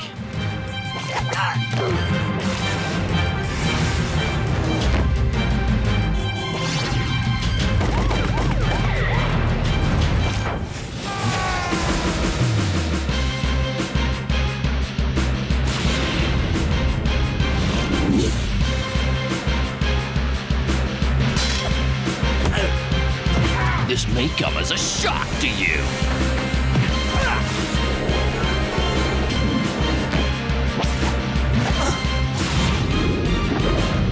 Def Jam Fight for New York reprend le principe de Def Jam Vendetta, à savoir un casting de stars du rap américain qui se tapent dessus copieusement. C'est plutôt violent, avec un mélange de catch et de street fight, mais la recette a déjà séduit un large public. Baston prévu pour septembre.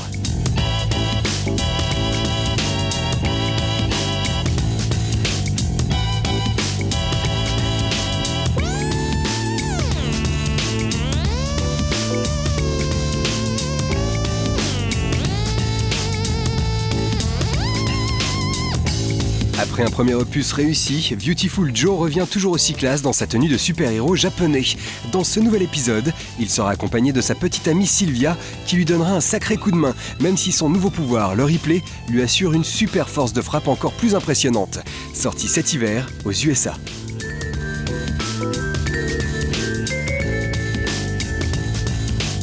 Les Worms de Sega envahiront à nouveau nos consoles à la fin de l'année. Grosse nouveauté de cet épisode, et qui lui donne son nom, la possibilité de construire des fortifications pour se protéger des assauts ennemis. Tout un programme.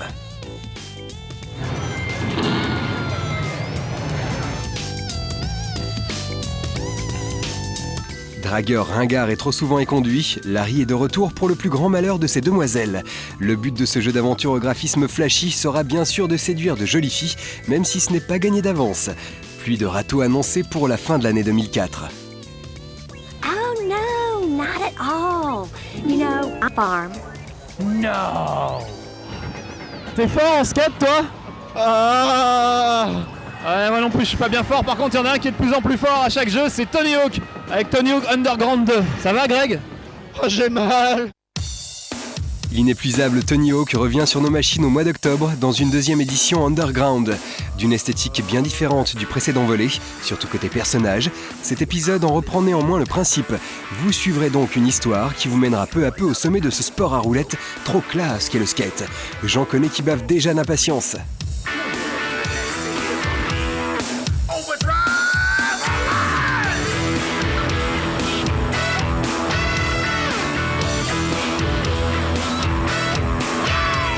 Pas fatigué pour un sou, les compères de Dead to Rights se rempilent pour une nouvelle aventure. Jack et son chien Shadow vont une nouvelle fois botter les fesses des criminels les plus endurcis. L'arsenal du maître chien sera pour cela élargi, normal, mais Shadow boude de ne pas avoir de nouveaux colliers. Bref, rien de transcendant au premier abord, mais à surveiller au cas où à sa sortie en novembre 2004 aux USA.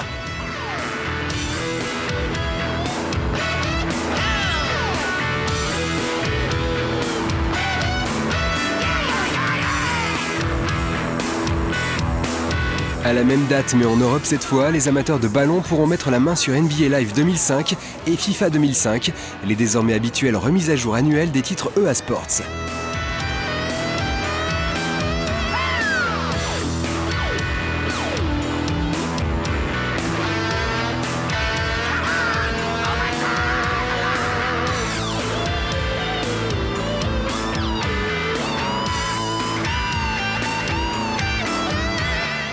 Et voici quelques images de FIFA 2005.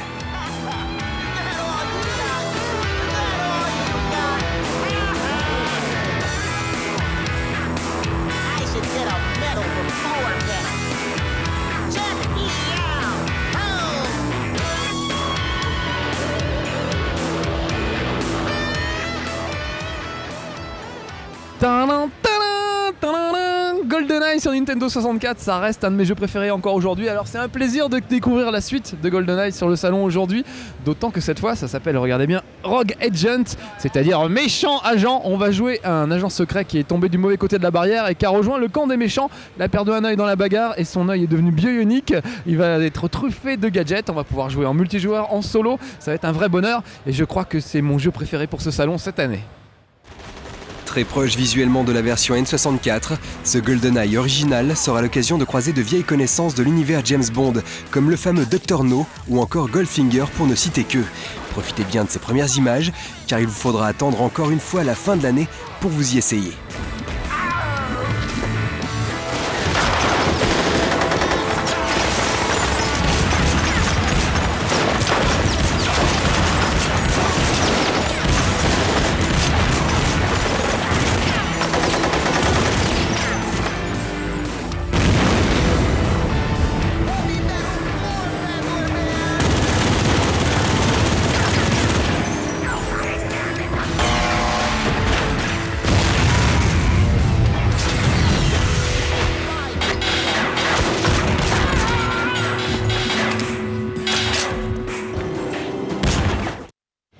vois des petits gars de Micromania en train de jouer, ça va pas du tout ça. Donc Benoît, t'es en train de jouer là? Bah oui, écoute, c'est mon coup de cœur justement. Ah bon, ça va. Alors c'est quoi ton coup de cœur? Alors c'est Kingdom Hearts sur GBA.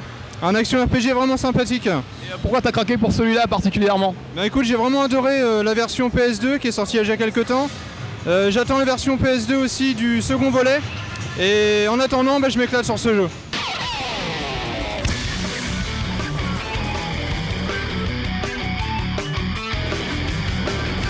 Malgré la présence de la DS sur ce salon, la GBA tirait son épingle du jeu grâce aux très nombreux titres présentés, à commencer par Astro Boy Omega Factor de Sega, qui reprend l'univers futuriste du manga et qui, on l'espère, nous parviendra dans le courant de l'année.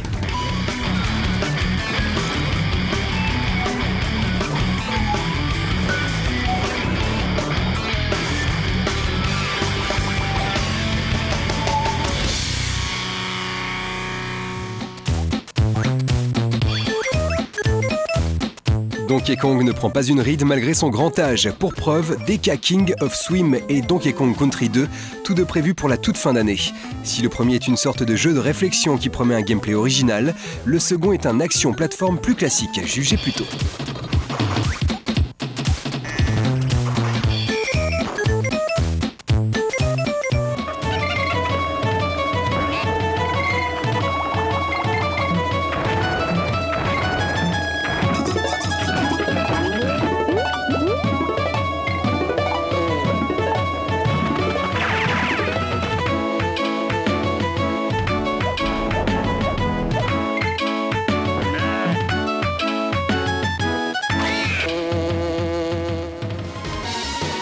Nintendo continue sur le chemin des reprises avec F-Zero GP Legend, dans lequel vous retrouverez tous les pilotes de la série. Jeu solo suivant un scénario, multijoueur jusqu'à 4, ce titre devrait réveiller le fou du volant qui sommeille en chacun de nous dès le mois de juin.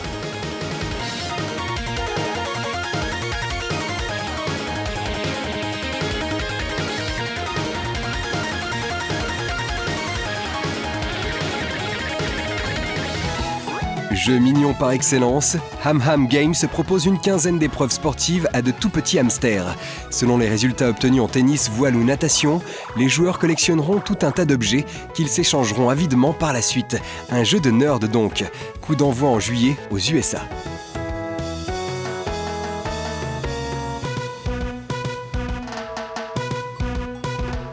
Le gentil Kirby sera lui aussi à nouveau de sortie sur GBA cette année, en juillet pour être plus précis. Un soft qui promet d'être très divertissant à tous les niveaux.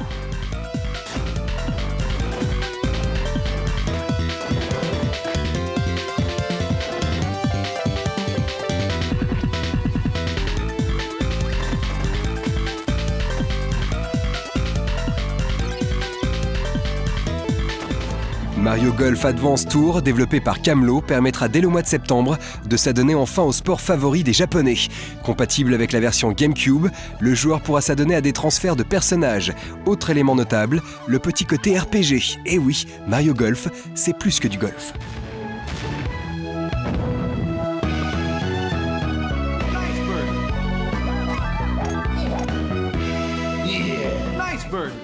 Très à la mode depuis quelques temps, les flippers de tout poil n'épargnent pas le pauvre Mario qui se retrouve bien malgré lui à l'état de boule. Le voilà donc projeté dans un flipper prévu pour octobre aux USA.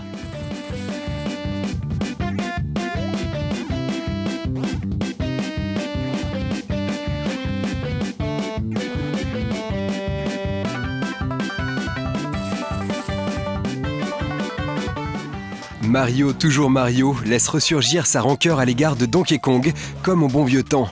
Dans ce titre, il devra récupérer des jouets dérobés par le vilain gorille, et pour cela, arpenter 6 vastes mondes, comprenant chacun 8 niveaux. Bref, de longues heures de jeu en perspective pour cette fin d'année.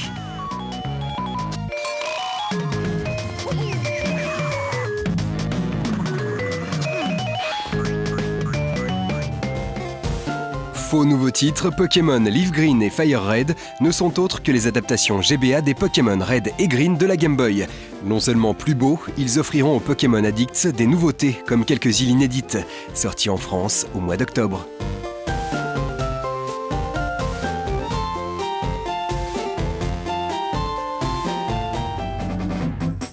La sortie d'un nouveau Zelda est toujours un événement. Magical Hood en est un double, car il est le premier à être dédié à la GBA. Il aura fallu être patient. Quoi qu'il en soit, ce nouvel épisode semble plus que prometteur, avec une réalisation top niveau et un scénario alléchant qui fera voyager Link à loisir dans l'infiniment petit du monde des Minish. Préparez votre tirelire pour la fin de l'année. Toujours dans cet univers, et pour finir, The Force Words, les 4 épées en anglais, exploite à fond la connectivité GBA GameCube. La console portable est requise pour jouer à plusieurs, avec des phases de jeu se déroulant directement sur son écran. 4 amis peuvent ainsi participer à l'aventure, dans un mélange de coopération et de compétition savamment dosé. Déjà disponible au Japon, il devrait nous parvenir lui aussi vers la fin de l'année.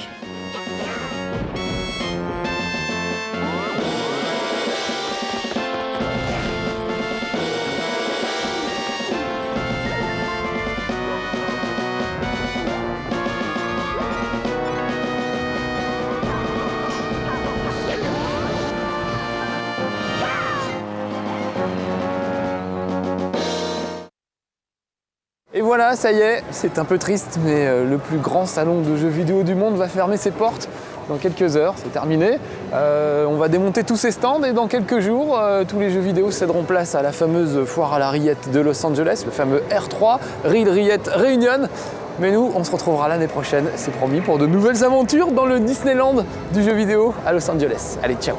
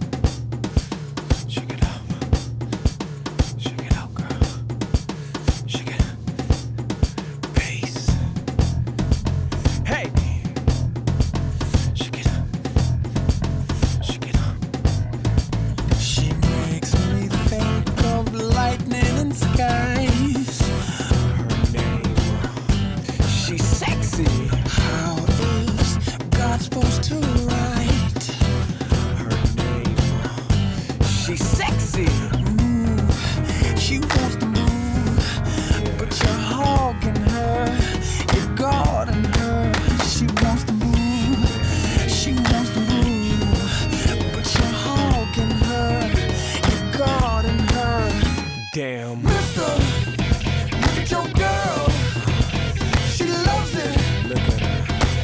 I can see it in her eyes. She come here. Hope this lasts forever. Hey! Her offbeat dance makes me fantasize. Her curves, she's sexy. Her ass is a spaceship I want to ride. She's sexy. She wants to move, but you're hogging her. You're guarding her. She wants to move. She wants to move, but you're hogging her. You're guarding her. Beat it, mister. Look at your girl. She loves it. I can see it in her eyes. She hope this lasts forever.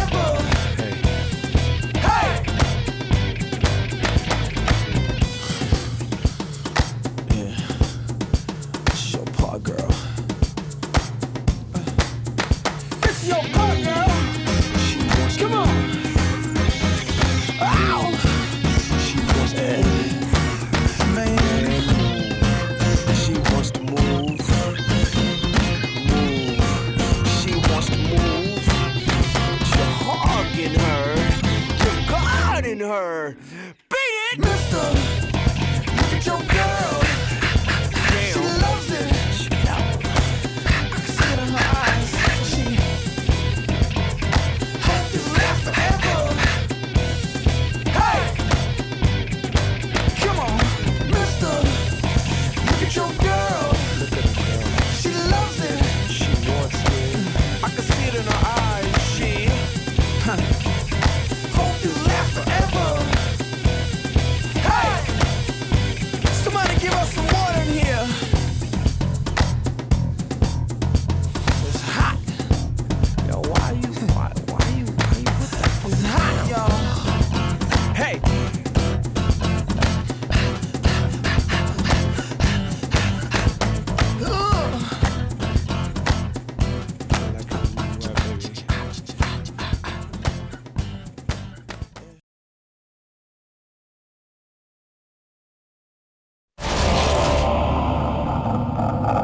Jamais un jeu n'était allé aussi loin dans l'horreur. Silent Hill 4 est un cauchemar à l'état brut, une expérience ludique dont on se remet difficilement. On vous le dit et on vous le répète, à réserver à un public averti.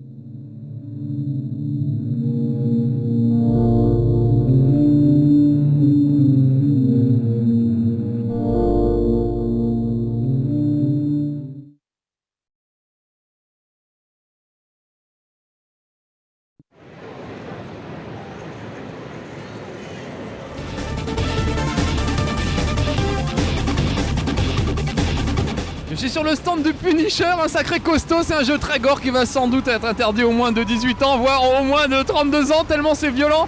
C'est impressionnant, on peut interroger entre guillemets les suspects, un coup de fusil à pompe dans la tête par exemple, tous les coups sont permis, y compris les coups bas. Regardez les images, on peut même pas tout vous montrer tellement c'est gore, regardez.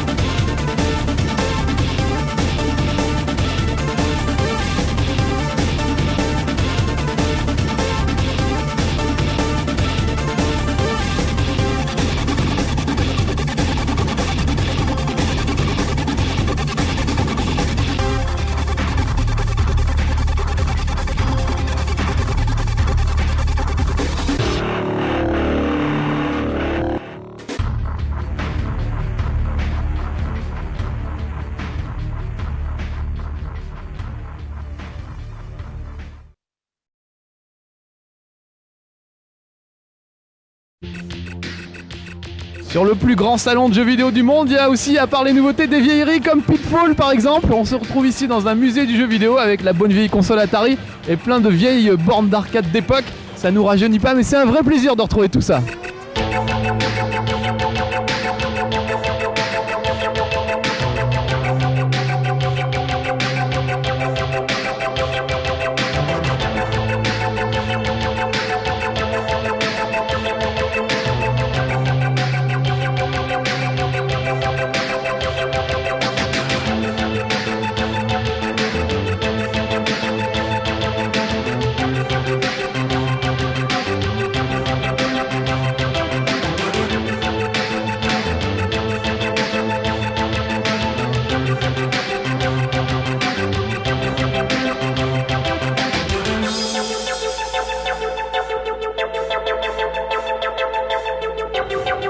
Eh ben nous y voilà, regardez, l'ancêtre Pong. Sans cette borne d'arcade, rien n'aurait jamais commencé. On n'en serait pas là où on est aujourd'hui en matière de jeux vidéo. Me prosterner, tiens.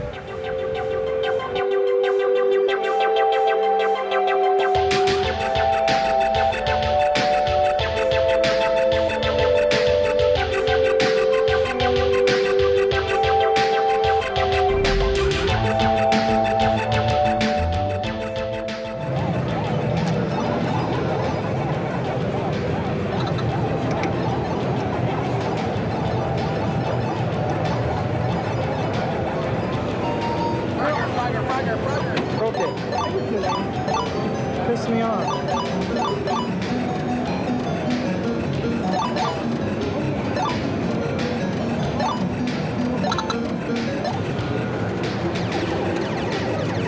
Toute une époque.